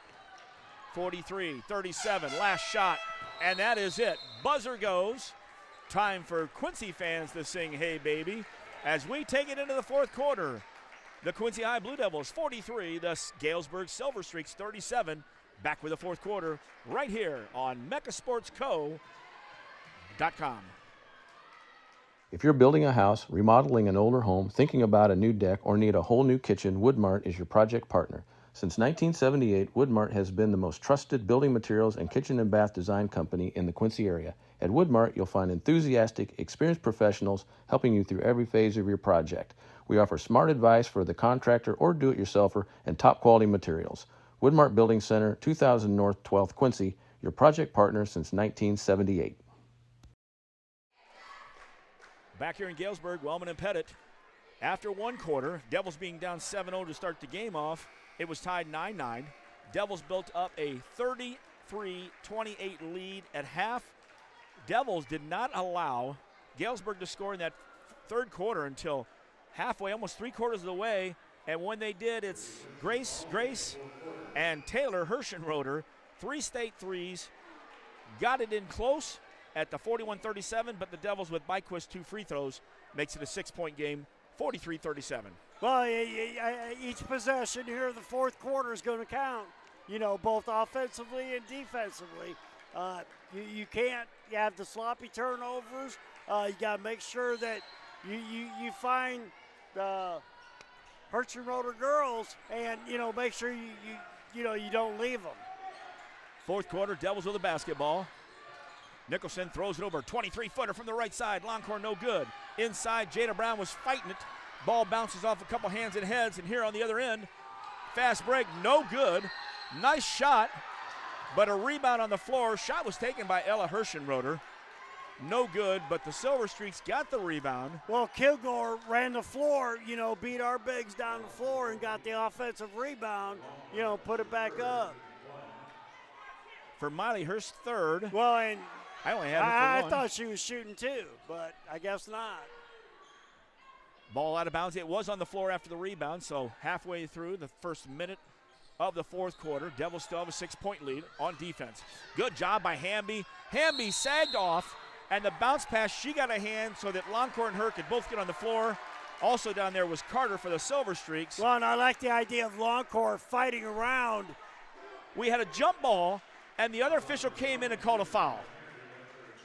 Wow. Oh, hey, I'm going to tell you what. Yes, you're right, Coach. We saw this Tuesday night. Yes, we did. Hamby gets her second foul. Second foul against the Devils in the fourth quarter. I saw a jump ball, and then all of a sudden he ran in and made that call. Oh, yeah. And you can watch it again tomorrow and the next day. Backdoor cut, a good pass. Missed shot, though. Oh. Wait, I'm waiting to see the official come in and call a foul on that jump ball. I'm sorry, I'm being sarcastic. Alternate possession, it goes back to the Silver Streaks under their basket. Not much time has ticked off, so we'll tell you 7:17 left in the ball game. And there was that little changing of the feet on the move. Down in the short corner, kicks it back out. Shuffle brings the left foot, and that is Taylor Hirschenroder.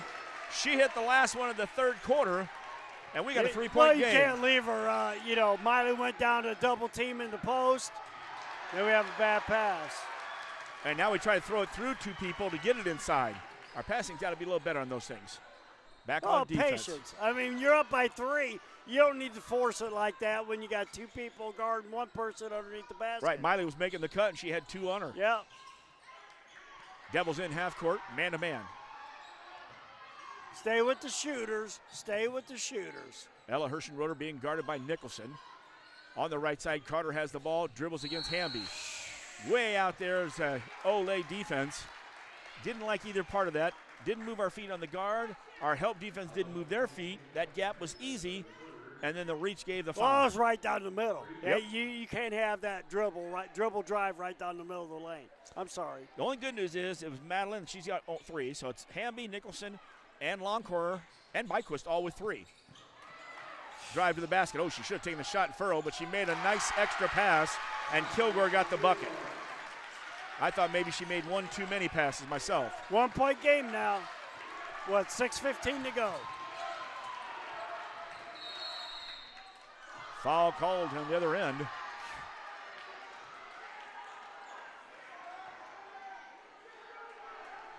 Foul was called against Galesburg. First one of the quarter, fourth quarter, with 6:09 left. More importantly, it was the third one on Taylor Hirschenroder. She's had the last 2 3-pointers. Now let's run a good set, get a good screen, and get a good look underneath the basket. Devils on the far end. Nicholson stepped back inside the line. No good.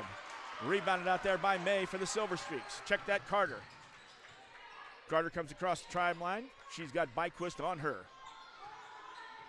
Right side's her sister. That's Taylor. Ella's got to be around there somewhere. Ella's over here on the right side waiting to shoot. Screens on the weak side and cuts to the basket. You're seeing them. Patience this time. There's that cut to the basket from the weak side. Long course, hands straight up. I'm a little confused with that one, Coach. I thought she did a nice job of pushing. Well, you got to beat them when they cut. You can't trail the cutter going to the basket.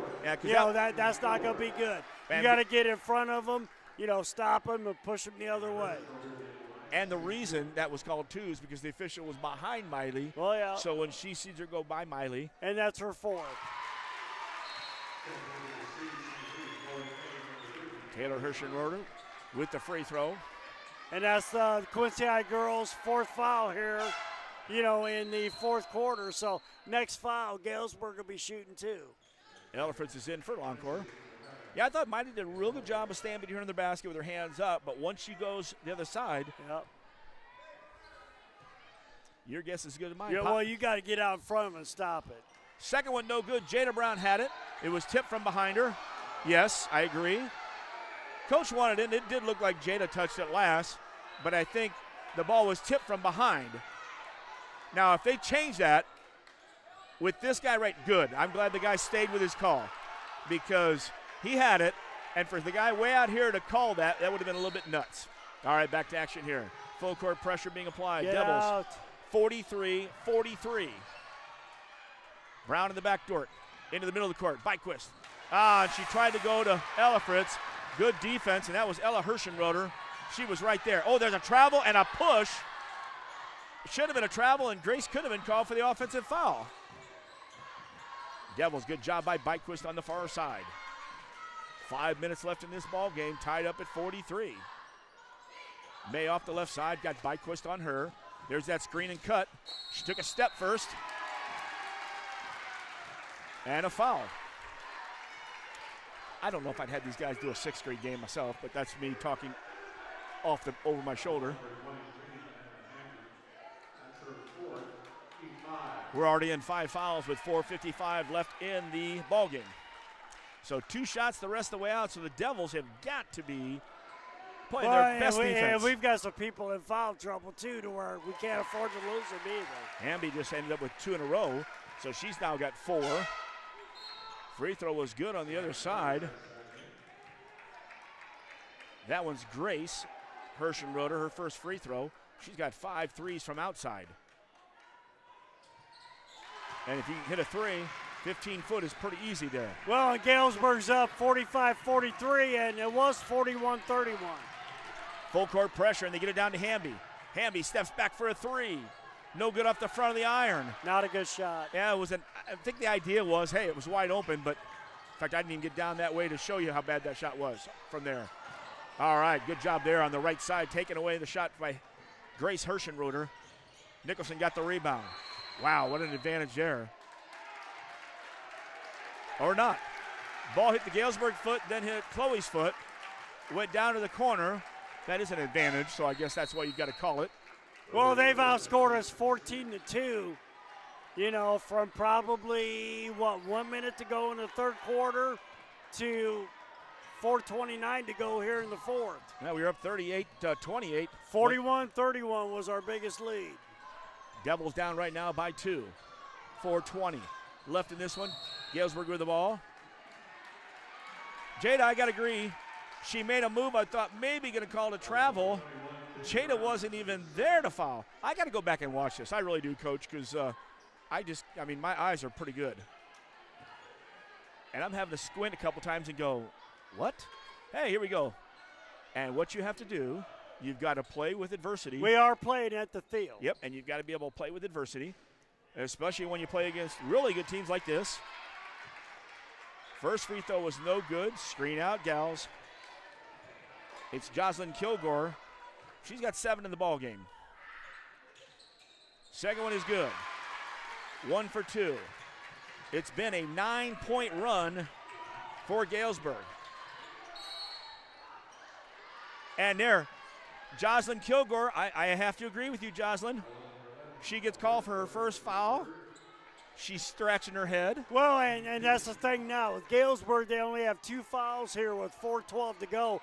They're going to be coming out aggressively on the defensive end, and trying to get a couple of steals here and stretch that lead out from 3 to maybe 10. Nicholson started to drive to the left side, got it to Hamby. Madeline brings it back out to Nicholson. 4 minutes left in this one. Devils down 3. Brown sets a screen. Phantom. Brown starts the drive. Kicks it out. Elifritz comes around. Baldwin on the perimeter. Gets it back to Nicholson.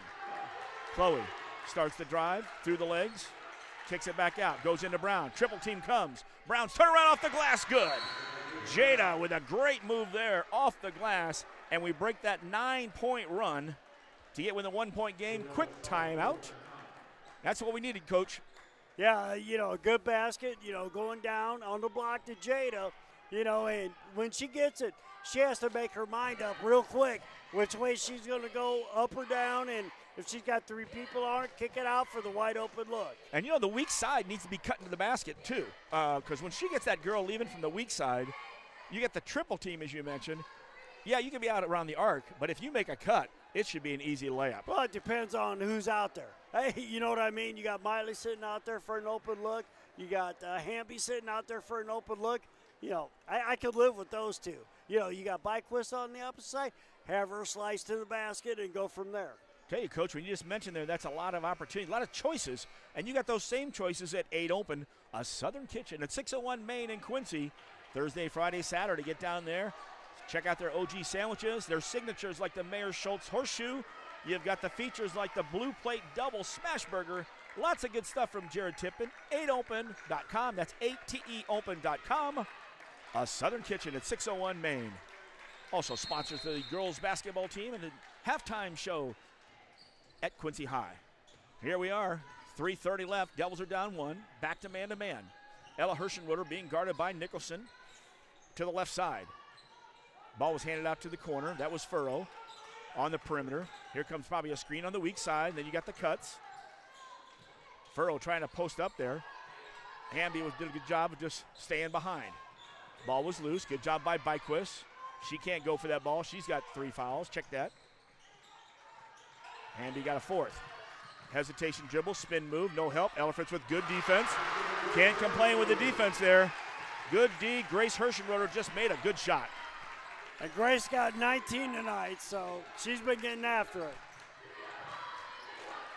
48-45. Left corner, Hamby for 3. And we are knotted up. Madeline hits the 3 from the left corner. Brought to you by Woodmart Building Center. WoodmartBuildingCenter.com. Once again, Madeline's better on the catch and shoot than putting the ball on the floor and then hitting the 3. Tied at 48. Catch it up on the computer scoreboard for you there, folks. Cut to the basket. Elifritz stayed between her man and the ball and the basket. Still in that man-to-man. Elifritz takes Carter as she cuts through. Here comes Elifritz. That was Hirschenroder. Byquist picked up briefly there if you're watching. On the right side. Good switch up by the Lady Blue Devils. Well, Ow, and as I say that, they did switch up good. Nicholson was going to try to block it from behind, and she swung and missed the ball and caught the wrist. And, of course, Ella Hirschenroder, you give her a free shot at this. And, she only had 1 bucket. It's way back in the first quarter, Coach. But she does so much other stuff. Oh, well, she handles the ball. She tempo. And when I say tempo, this is the Galesburg tempo at 50-48. The Blue Devils need to get up in the 60s, to be successful. This is a Galesburg tempo, so we're playing right into their hands. Blue collar 3 with all 4 of us in the lane on this one. Misses it. Brown. She was doing a good job of screening out. Somehow getting around was Furrow. Whoa. Did you see it? They called Kilgore on the foul, I believe. Yeah. They did. I did. Well, that's on her second, but she's been getting after it all game long. So, 3rd team foul on the side for the Streaks.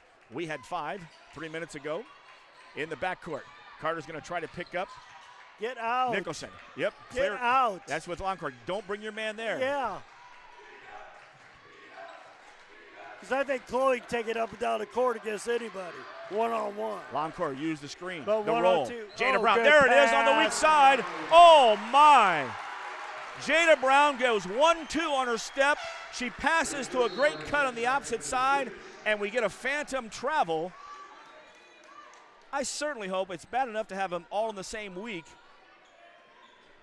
Ugh.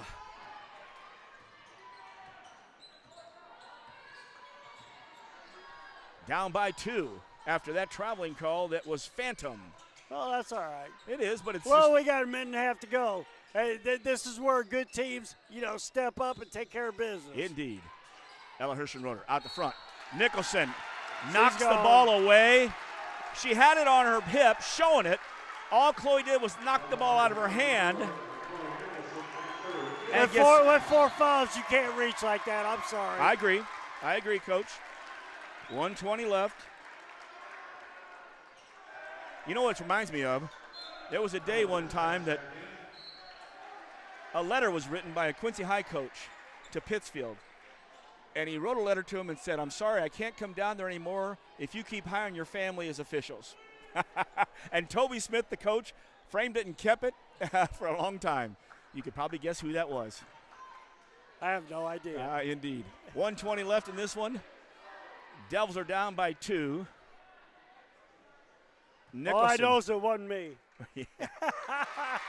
Hirschenroder gets the first free throw. We'll have one more. And stick around after the game. You'll hear Coach in the post game, brought to you by QHS Auto Group. Once again, if she makes this or misses it, either way, get the rebound, make sure you secure it. Let's go down. Let's get a good shot. Get out. Get out. 2 free throws in a row. 4 points in a row gives a 4-point lead to the Silver Streaks. Run a good set here. Jada Get Brown. a good look. Oh. Wow, the one time somebody looks like they get bumped, she slipped actually. And an easy layup. Carter goes coast to coast. I couldn't catch up with it. Coach is not happy with that, as all the phantom fouls that are called all night long. And on that one, she did slip, I imagine. But I was really surprised we didn't get a call. Anyway, 59.8, time to focus. And with that, we'll take a quick break, come back with that last seconds. Blue Devil Basketball, meccasportsco.com. Start your day off the right way at Hardee's. We have new items for our breakfast 2 for $5. You can get a biscuits and gravy, sausage egg, or cinnamon roll. Any 2 of those for $5. You can't beat a made-from-scratch biscuit here at Hardee's. Sausage egg, biscuits and gravy, or a cinnamon roll. 2 for $5.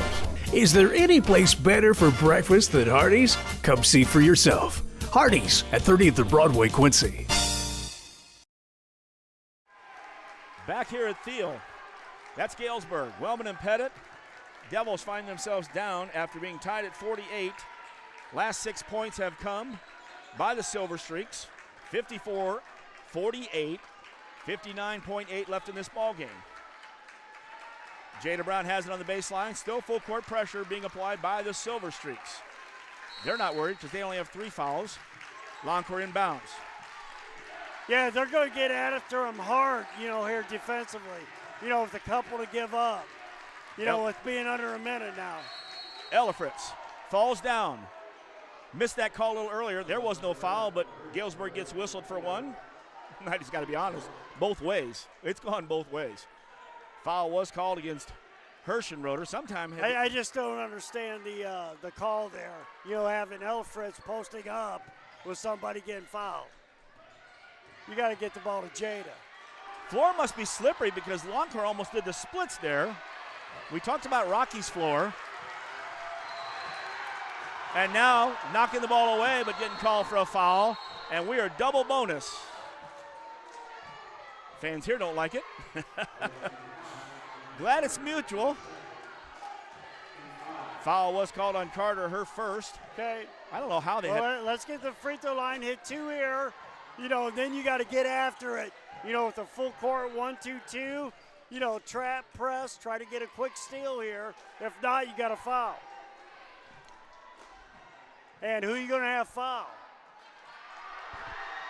Ellifritz has got to get out there and, first pass, either steal or she got a foul. Because she has 0. Everybody, you have Miley with 4. You have Byquist still has 3. Hamby has 4. Hamby has 4. Loncourt knocks down 2 free throws. Key there. Get it. Got a foul. 54-50. You got a foul. And we get a foul in the backcourt. It's going to be 2 shots the rest of the way, as we mentioned. Got to use the clock.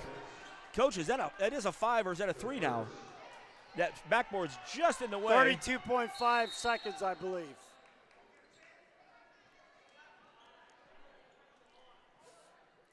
Wow, they just turned to. And we don't have any timeouts left either, so. That's Ella Fritz's first. I could have swore he turned the official and said 5 fouls. Oh, no, it's not. And Ella Hirschenroder, since that first two-pointer in the first quarter, hadn't scored, but in this quarter, she's got 5, looking at 6. And does 2 free throws. Devils with the ball. 56-50, down. Long three-pointer. Longcore misses. Brown gets the rebound. Fights. Counted, and it's going to be an and one. Could have been a jump ball as quick as the whistles all our night. But instead, Brown gets the putback. Strong move. I was going to say, I think that's the first time she's touched the ball probably in the last 2 or 3 minutes, to where they should have been going down low to her, to get the easy baskets instead of shooting the threes. Coach, I had those 2 free throws a moment ago, which should have made it 56-52. So I'm going to have to question that. But anyway, Brown, no good on the finish on the three-point play. Rebounded out here, and a foul. Jada Brown helping out at half court, telling Carter, sorry about that. Well, once again, you need the quick foul now. Hopefully they miss 1 and or 2. You go down, drive to the hole, kick it out, get the open 3, and hopefully cut this lead down to a 2-point lead. No challenges anymore with the bonus. It's 2-shot anymore. I think they get the score wrong. I could be wrong. Yep, Katie's right. over there. You're right. That's right. Hey, bring it on there, score tables. 56-52. This guy can keep a book, a running score, a camera, a score. So, right now, even if she makes 2 of them, you still have a 2-possession game. You know what I mean? So you have to push the ball, get a 3, and then put the pressure on immediately.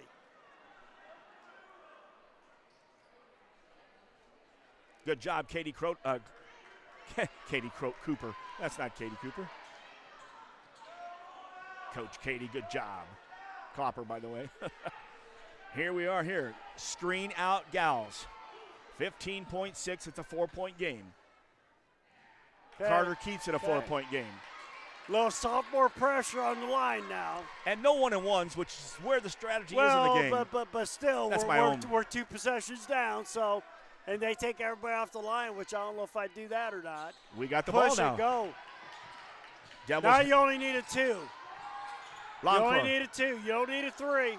Got fouled, yes, which was a dumb foul because it was a really hard shot. You got that right. It, coming off the screen from, NBA 3 range. Bringing the shooting hand to the defense, too. So all the things that you'd go, oh, no.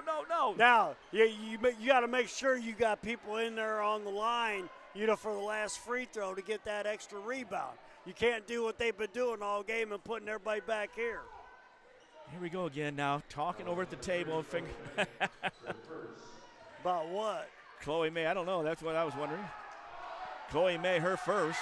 Longcore, good as gold. She gets 3 of them, by the way. Got to get them in there. You got to get them in there. You got to tip it out. 7.7. Now, do you miss the last one after she makes this one? Do you miss the last one here? Or do you get it in and get a quick foul? Yes. And then go down. Yes, because you're going to see a possible foul.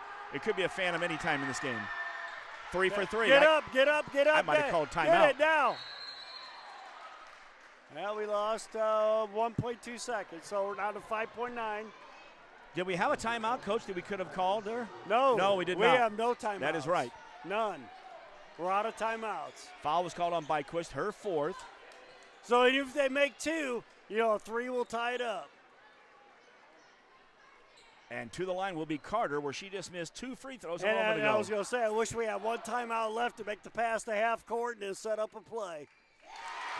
Carter does make the first one here. She's got 1 more. But now we're going to have to kick it out. I'd say get it down as fast as you can. Get it to Jada inside and have her kick it out for a wide open look. Makes the second one as well. And, of course, the timeout taken this time by Galesburg. They're leading 58-55, 5.9 seconds. Carter makes both free throws on that one. Well, at least we got an opportunity now. That's all you ask for in a game like this. You know, it's bad at, 3 minutes that we've had. And the bummer is the third quarter, unlike last year where we didn't score down at Quincy in the third, we shut them down. We shut down until the last Galesburg. 3 minutes, and then, they got it back within 6 and kept that momentum going into the fourth. All 3 were trays, too, and there was all Hirschenroters in there. Grace hit 2, Taylor hit the other one, and then it was a and we got a little sloppy at the ball, too. Yep. That gave them that opportunity. But we still led by 6 going in the fourth, and then we gave them the first 9 points. Didn't give it to them, but 9 straight points. We got down by 3 before we hit a bucket. Here you are, folks, 5.9 on this snowy night. It's been fun. We've enjoyed it. We would enjoy a victory here, too. Hope you have, too. Indeed. If not, if you'd really like to, go back and watch it again. I tell you what, girls basketball doesn't get any better than this. Mia Alfreds is going to trigger it. Officials call back the cheerleaders right there. Jada Brown's right there. Can we get it to have? Well, we don't have a timeout. What am I talking about? Yeah, we're done. Alfreds into Longcourt. Longcourt comes across half court. Longcourt, 1 second left. Tries to step in, throws it up. Called a foul. He called a foul. He did call a foul. He called a foul. And Dance wants to make sure it was on the shot, too. With 3. Wow. Wow. Now we got some free throws here, baby. I thought we might get somebody. I remember when I went to the line against Westinghouse. This is it right here, baby. But you got 3 instead of 2. I think you sat down on the free throw line, didn't you, while something was going on? Well, they had a timeout. And Longcourt's got 3. One. No time on the clock, too, right? Nope. So this is it. Get on it, Miley. Does she still get to shoot the 3 if she misses this one? Doesn't matter. She made that one. Ice in the veins. And she's been icing. It's been all net the last 5. Here we are. Yeah, overtime, baby. Longcourt. No OT. 3 free throws with no time on the clock. Wow. And the thing was, it was going to be an off-balance shot. It was a horrible foul. It was a foul, but it was a horrible foul. She should have been nowhere around. We had nobody screening to get Nicholson or anybody else open. And we get the break. And our Galesburg fans are not very happy now. 8 straight free throws for Longcourt in the fourth. Folks, we're going OT 58-58. We're back with Blue Devil basketball from the girls' side right here on MeccaSportsCo.com. Better bed, less money at Sleep Tight in Quincy and Jacksonville. Shop Tempur-Pedic, Sealy, and Stearns & Foster with free delivery, setup, removal, and 0% financing for up to 5 years. Sleep tight. Sleep tight. Wellman Pettit, fun stuff here, ain't it? Coach Weber over here. Of course, Coach Weber his son was with Coach Pettit up at Byron, and he was at UT for all those years. They always come here and watch games. Well, they live here in Galesburg, so, They saw a very good one. Well, they've seen a very good one so far. We still got 4 more minutes to go. 4 minutes on the board. Jump ball, Jada Brown. Well, big thing is we don't have Chloe here for the extra time now, which I think may hurt us. Brown, Hamby goes get. Oh, there you go. Longcourt tracks it down. Devils have it to start off the extra time. That'd be a hockey time, excuse me. No, that'd be a soccer comment. Elifritz from the corner drives a pull-up. Good. Mia Elifritz to the hole. Tough shot. Very tough. I thought maybe they'd get a call on that. Think she was looking for it too. That's why she drove. Didn't look for it, but looked to make contact. Right corner Hirschenroder. That's Grace. Good Ball's hands. tipped. Hustling down is Byquist. Good hands by Jada. And Jada tracks it down. Backcourt, here comes Longcourt. Being guarded by Taylor Hirschenroder. Check that, Grace. In the left corner, Hamby, the hop, the skip, the jump. No 3, weak side, easy bucket. Jada Brown there. Do we give the assist to Hamby? Well, if you don't put a body on her, she's going to get that rebound and she's going to finish. Devils with the lead now. 62. I got to get this figured out. 58. I was more worried about the board up there. 2:57 to go. From the left side, that's good. Nice shot there. That's Taylor Hirschenroder. It was inside the arc now.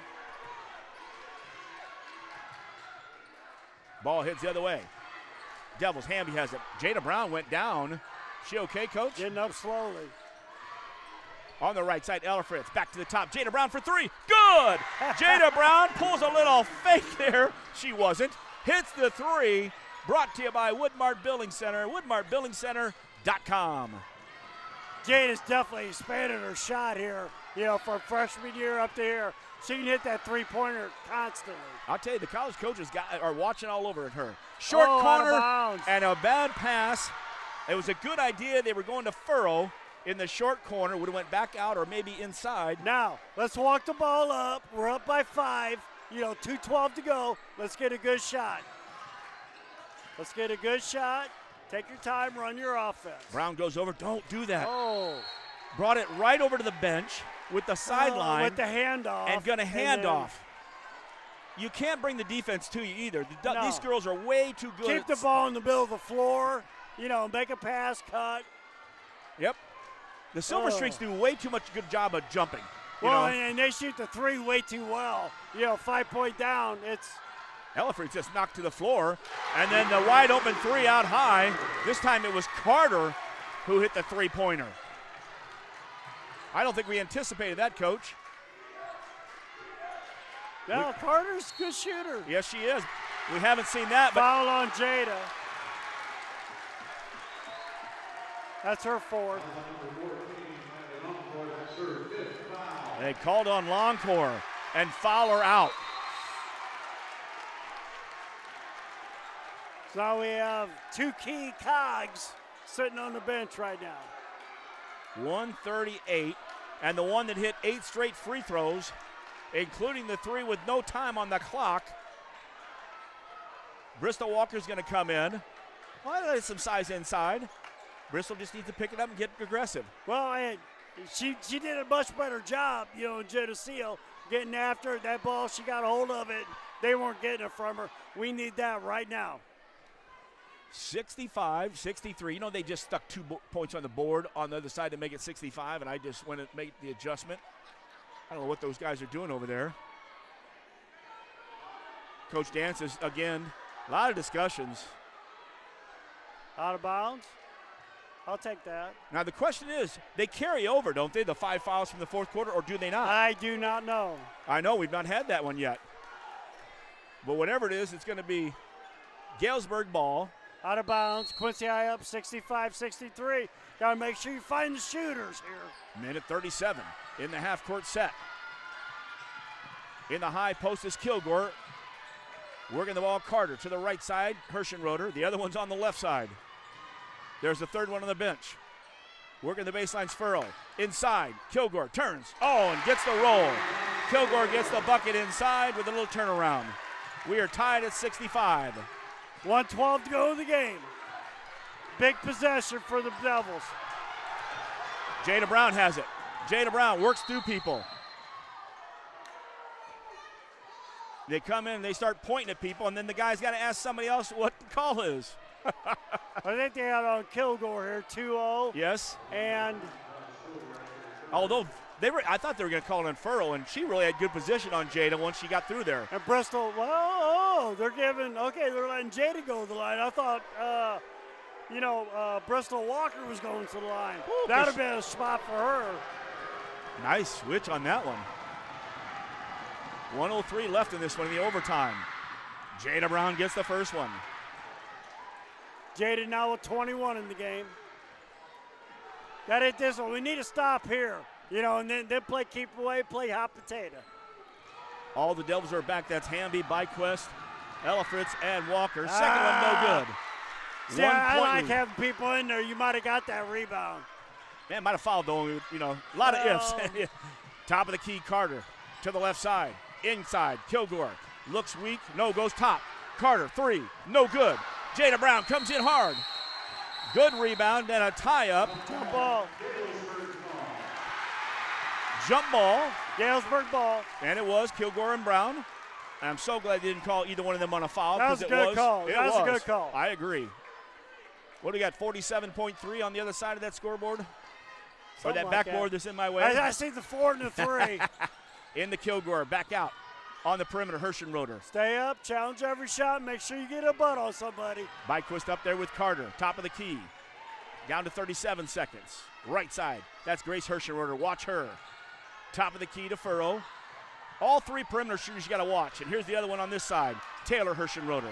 Oh, good tip by Byquist. Ella Fritz. And Mia, please. Oh, gotta jump on. It's our ball, though. Well, and that was my fear. It's our ball. Don't go down and hold it and cuddle up. It's our ball. Get out of there. Hey, spread the floor. We don't need to shoot here. 23.6.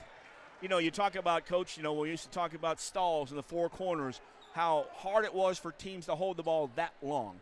And so just here, even with our 23.6, you're up by 1. You'd like to say, hey, hold that ball. But one of our ball handlers, two of our good ball handlers are on the bench with 5 fouls. Well, and the big thing is they're going to come out, they're going to look probably to be very aggressive, you know, coming out, trying to get the steal. If they don't get the steal, they've got a foul. So, you know, they're going to put Quincy High to the line. And, you know, if we make a couple, still a 1-possession game, and the way these gals shoot the 3, this thing is far from being over. Wow. So 23.6 seconds left till the Hardy's post game or a second overtime. Either way, we're here for it. And give a chance for another inch of snow to pop up out there. Let it snow. Let it rain, and it's rained some threes tonight. First of all, on the other side, but we have only given up 1 3 in the 4th quarter and beyond. Well, 2, as Carter hit that 3 in the overtime. Here it is, Devils basketball right in front of the Galesburg bench. I would say keep the ball in Jada's hands and or Hamby's hands. And right away a hand check there, Taylor Hirschenroder. So we'll go down, and Byquist will have 2 free throws, 2 for 2 in the game. She had 2 in the 3rd quarter. She had 10 points in the first half and 4 in the 3rd quarter. 14 points for a nice performance for her tonight. Let's hopefully she keeps up her good shooting here. Hirschenroder, her 4th foul. Oh, it's a good shot. Went off the front of the rim, went to the back of the rim, and jumped out. 21.7. Need the second one at least, and still got to watch the 3. Well, yeah. I mean, 3's going to put them up by 1. That's why you needed all of them. There you go. We hit 1. We're all right, up. let's defend now. 67, 65. Devils on defense in the corner. On the left side now. Oh, and it was wide open, was full. Thank goodness we did not foul her, as Furrow was right there. She threw it away. And the ball's being tipped around. Somebody grab it. And the buzzer goes off. Hey, how about another 4 minutes, folks? Oh, man, the heart just can't take it. Well, tonight you got to play 40. You know what I mean? It's like a college game. Wow. 67-67. I really worried that Furrow was going to get the N1 down here as tight as they've called this. Thank goodness they let the girls play so far. And, folks, we'll take a quick break, and we're back for another extra quarter right here on MeccaSportsCo.com. This season on Fansville by Dr. Pepper. Yes, college football is back.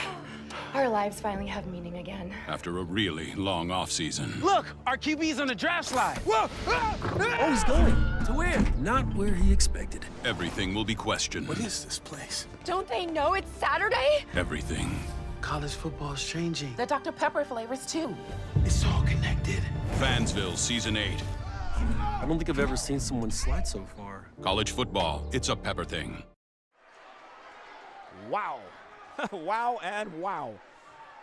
Miley Loncourt hits 3 free throws to get this baby where we're at now. And after 1 overtime, we're tied 67-67. Re-jump it. Furrow and Brown will be in the center circle. Devils still working right to left, or to and fro, as they're at the other end. Chloe and Nicholson and Miley Loncourt both fouled out of the ball game in OT. And here we go, tied at 67. Wow, Furrow kind of jumped into Brown, which was a nice job there to get the tip back. Well, and, you know, the Blue Devils are still in foul trouble, to be honest with you. You got Byquist with 4. you have Hamby with 4, and you have Jada with 3. In the half-court set. Good job by Byquist in that corner. Oh, they called a foul.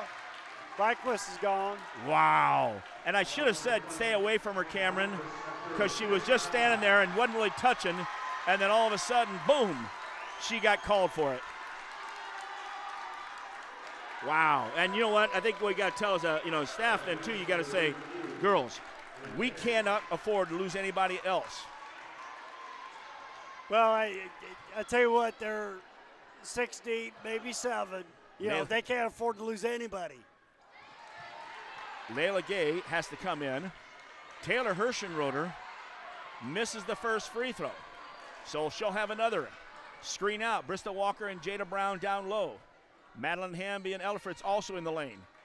All right, 1 of 2. Devils down 1, 68.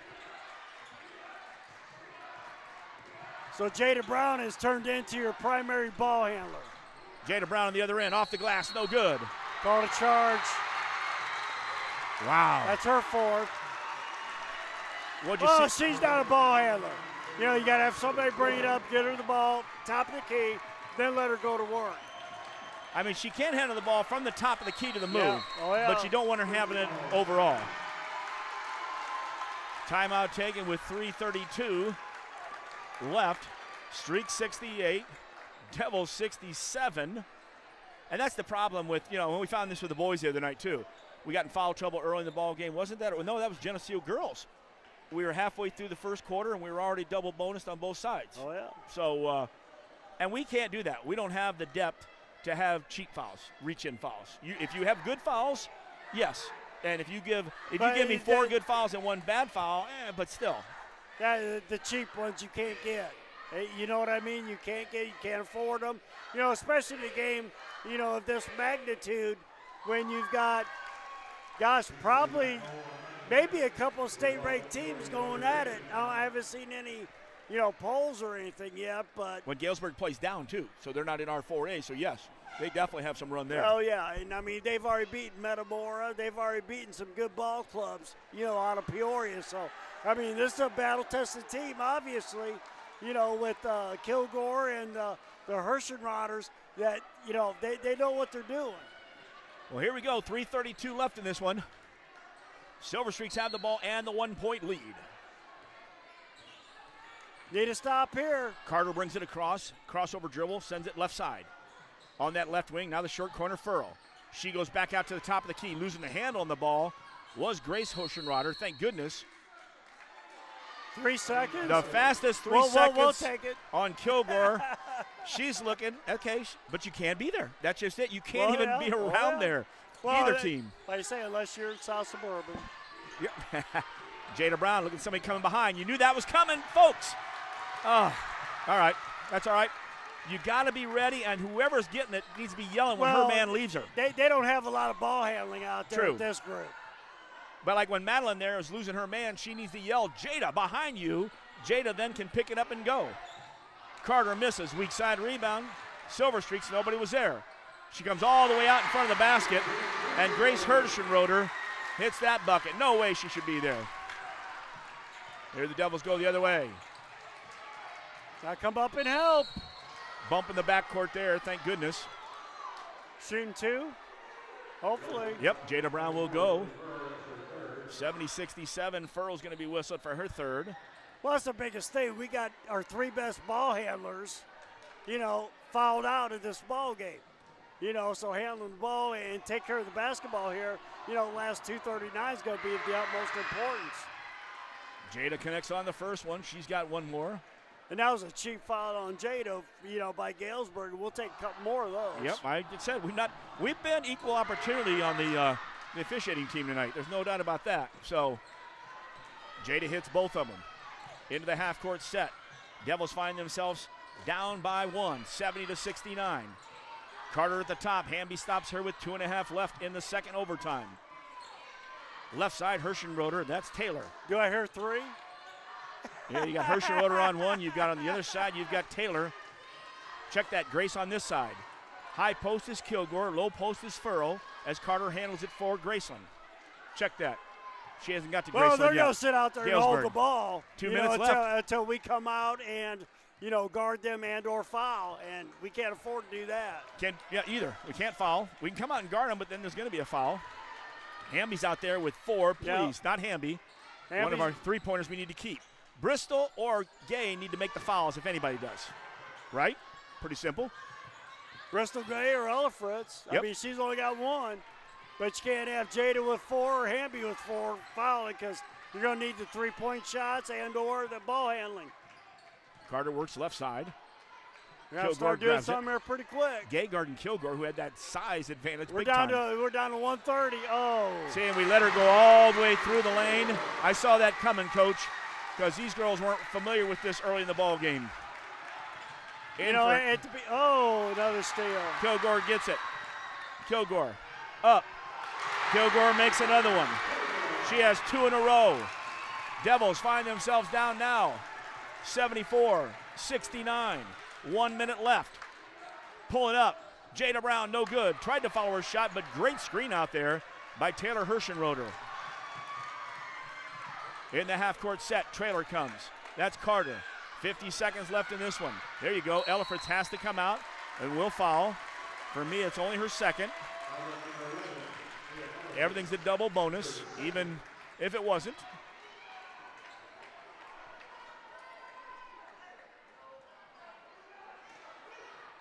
Across that one button there, Coach, that... Well, once again, this is a learning process, for this young Blue Devil team. Carter misses the first. That's all right. Galesburg's got to come down to, Blue Devil Gymnasium, so... Carter hits the second one. 1 out of 2. 75-69. High post. Bristol gets it. Of course, she's looking to get it back to Hamby. Throws it away. That's all right. Hamby cut down the corner, instead of staying out like Bristol thought she was going to do.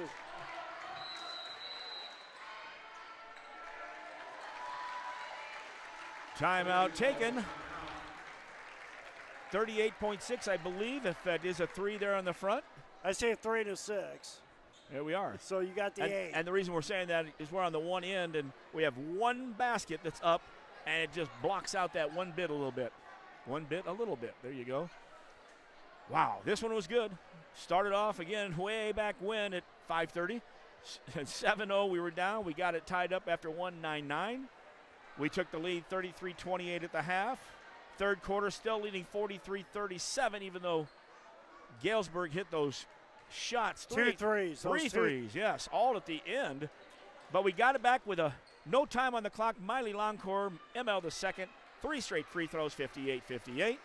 And after 1 overtime, hey, why not? 2, 67-67. And in that one, we've been outscored 8-2 in the post, and we've lost 4 girls fouled out. And they're a bunch of our starters. Jada's out there looking around going, wow, Hamby too. I got a whole new look out here. In the backcourt at Carter. Trying to just work it out and maybe steal it without putting them on the line and just running this one up. Ella Fritz will, though. For Mia, another foul. I think it's her third. Carter will go back to the line again. She was 1 for 2 a moment ago. Before that, in the main part of the game, she was 2 out of 6. 3 out of 8. So 4 out of 9 there.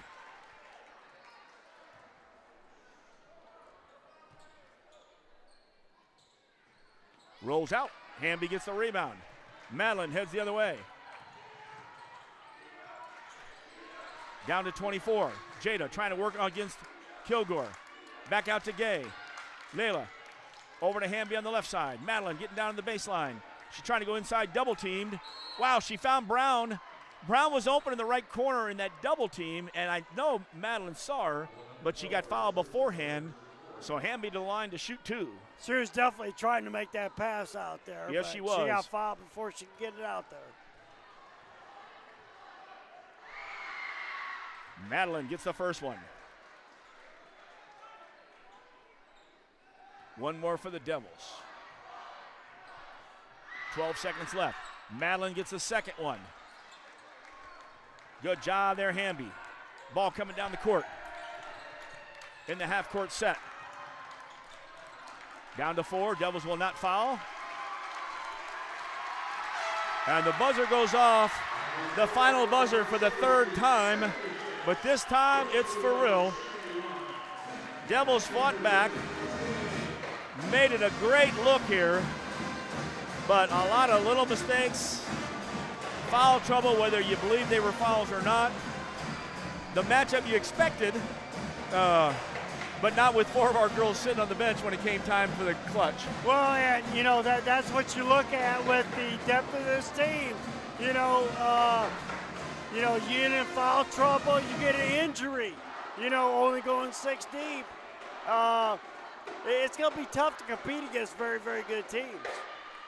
Well, that'll do it for the regular portion of our broadcast. Stick around, though. We've got the Hardee's post-game show from 30th and Broadway. We'll be here, though. Hardee's is at 30th and Broadway. But we might be there tomorrow. We might be all over the place. And then also the coach's comments. We'll hear from Coach Dance on this one. But after a double overtime, snow outside, hot inside here as it went 2 overtimes. Devils would fall, though. The final score, Galesburg Silver Streaks 76. And the Quincy High Blue Devils, from the girls' side, 71. That'll do it for the regular portion. Glad you've been with us. It's been Blue Devil basketball from the girls' side, Western Big Six style. Stick around. Post-game right here on MeccaSportsCo.com. If you're building a house, remodeling an older home, thinking about a new deck, or need a whole new kitchen, Woodmart is your project partner. Since 1978, Woodmart has been the most trusted building materials and kitchen and bath design company in the Quincy area. At Woodmart, you'll find enthusiastic, experienced professionals helping you through every phase of your project. We offer smart advice for the contractor or do-it-yourselfer and top-quality materials. Woodmart Building Center, 2000 North 12th Quincy, your project partner since 1978.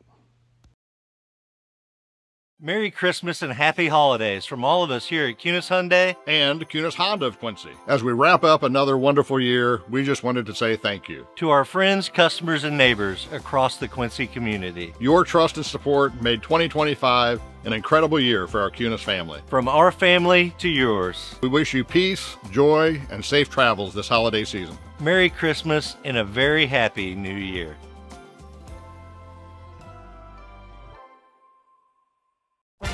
Start your day off the right way at Hardee's. We have new items for our breakfast 2 for $5. You can get us biscuits and gravy, sausage egg, or cinnamon roll. Any 2 of those for $5. You can't beat a made-from-scratch biscuit here at Hardee's. Sausage egg, biscuits and gravy, or a cinnamon roll.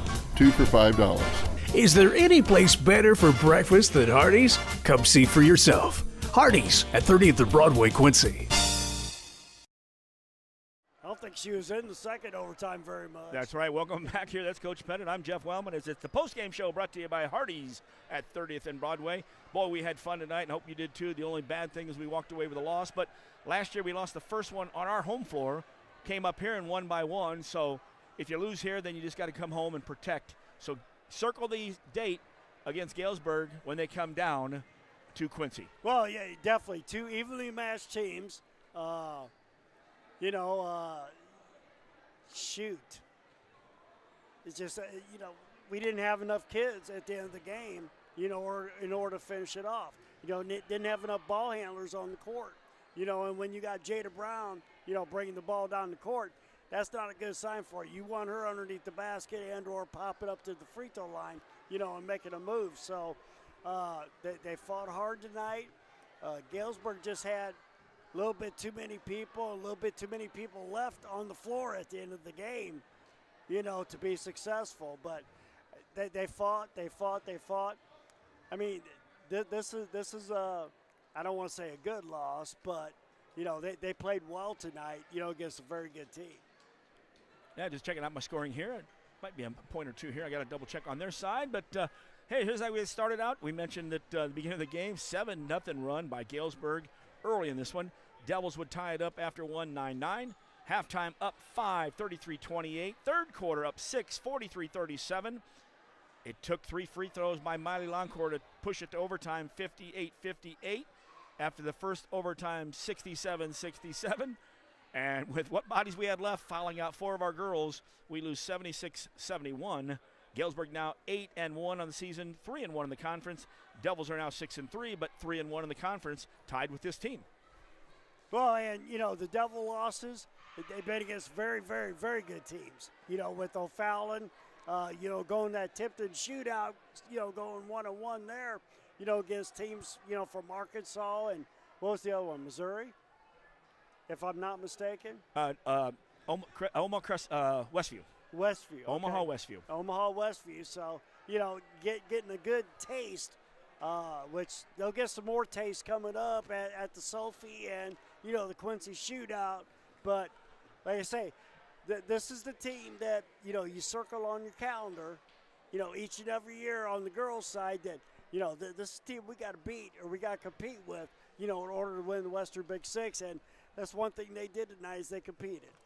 And for those fans out there that want to circle that date on your calendar later in the year so we can have it at home, it will be Saturday, January 31st, 1:30.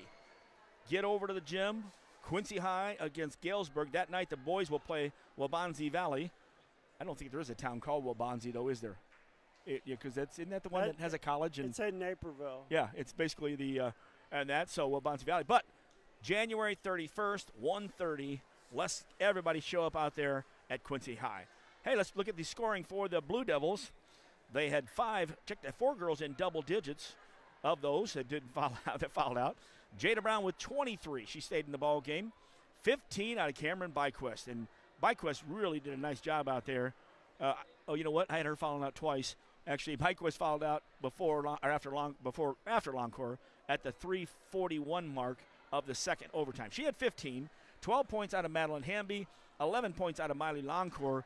None more important than the last free throws. 8 for 8 in the fourth quarter at the charity stripe. Well, and that's one thing with Miley.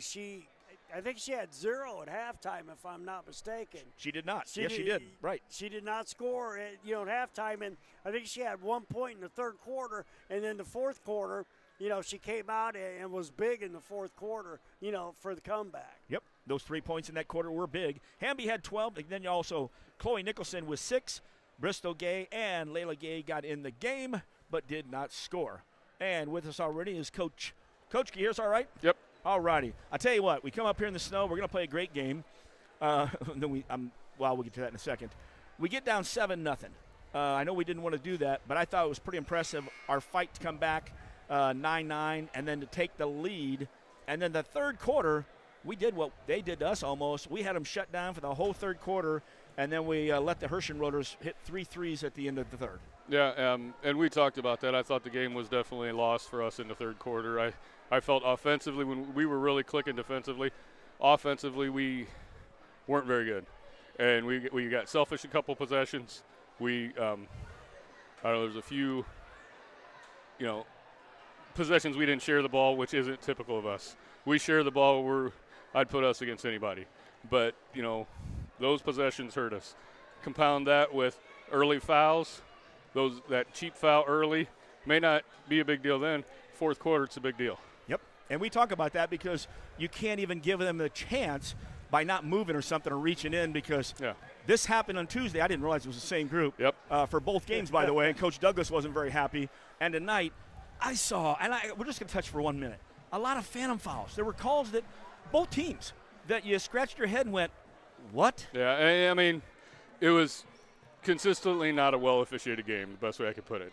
But that's what I told our girls at halftime. I told our girls after the third quarter, it's going to be 16 minutes. It's going to be 8 minutes of the most mental part of the game.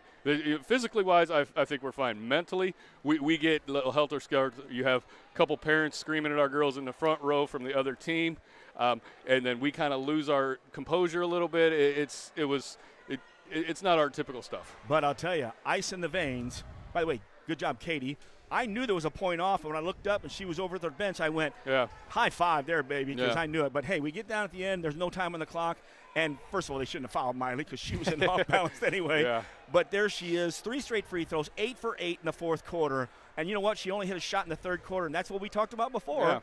wait for her. She's got a game. Well, look, think how much she's handling the basketball. I mean, she's setting other people up. She's doing so many little things right now. I mean, she's so valuable to our team, and the way that she, keeps her composure. I mean, she went up there, and, I knew she was going to knock them down. I thought for sure, I told her after the game, if you'd have made the shot and then made a free throw, the game's over and we're on the way home.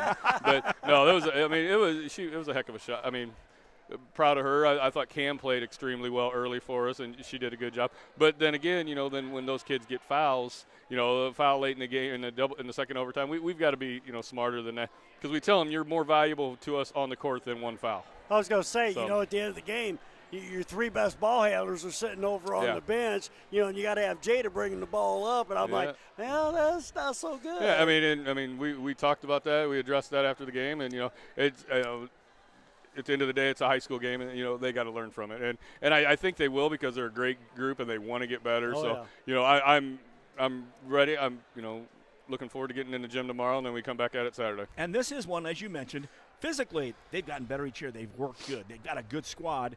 The mental part of the game, Mike Llewellyn and I talked about it all during the winter. I know he's doing stuff on that. You really got to stay focused. The most important play is the next one, and in something like this really, the last two games, was a chance to really tell the girls, this is what I'm talking about.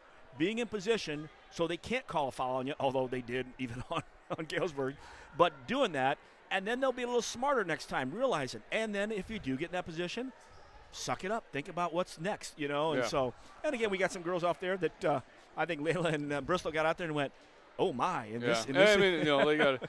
So it was a good high school game, so we'll be ready to go come Saturday. January 31st, by the way, we've already told our fans, pack Quincy Yep, High. they'll be at our place. 1:30 in the afternoon, so that should be fun. Well, hey, got to get outside and check the snow. Yep. I liked some stuff out here today. I think you did too. And, of course, a very aggressive Galesburg team. You can't take anything away from them. It was a good game. You got it. Coach, safe drive on. Thank you. You too. Appreciate you guys being here. Thanks. You got it. And that's Brad Danson. Of course, his comments are brought to you by the QHS Auto Group. Faith, family, and giving back at this holiday season.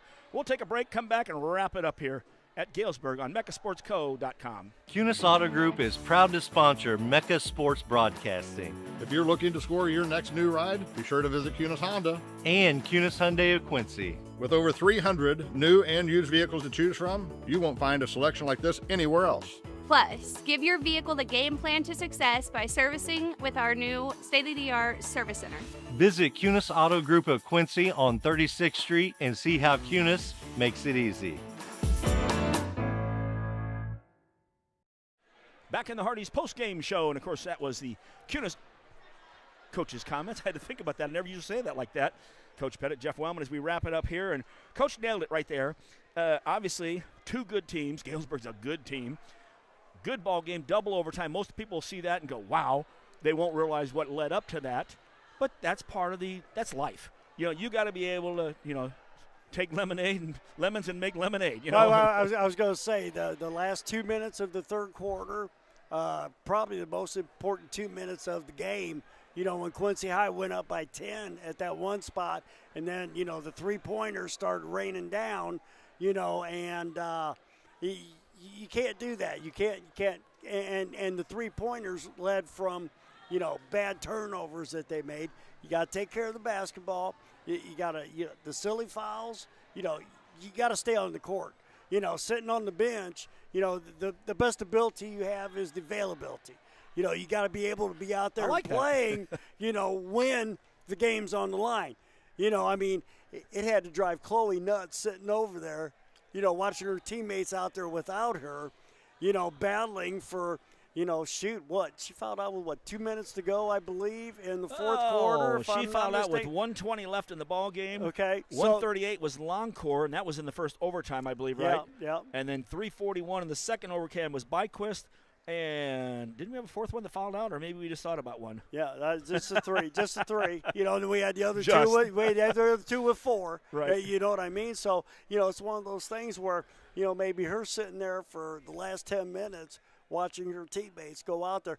Hopefully that'll, maybe sink in a little bit. And, the silly fouls, get rid of them. Early in the game especially, like Coach said. Oh, yeah. You get up something early or something that was maybe not a call, you can't do anything about that because that's going to affect later in the game. Hey, good stuff up here. Coach, I had a blast. We're going to drive down to Quincy. Coach Pettit and I will be at Blue Devil Gymnasium tomorrow night. It'll be Sterling, the Golden Warriors, 7 o'clock.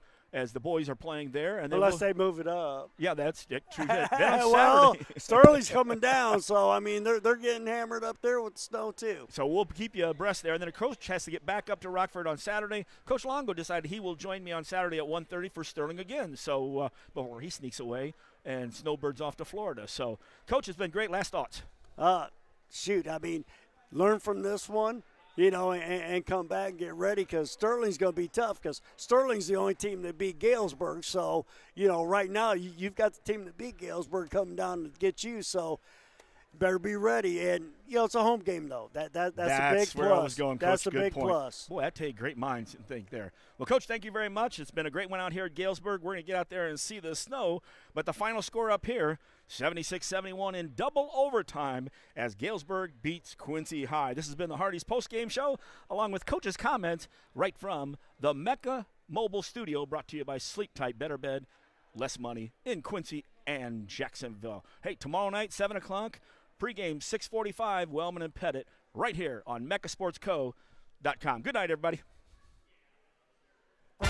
Start your day off the right way at Hardee's. We have new items for our breakfast 2 for $5. You can get a biscuits and gravy, sausage egg, or cinnamon roll. Any 2 of those for $5. You can't beat a made-from-scratch biscuit here at Hardee's. Sausage egg, biscuits and gravy, or a cinnamon roll. 2 for $5. Is there any place better for breakfast than Hardee's? Come see for yourself. Hardee's at 30th and Broadway, Quincy.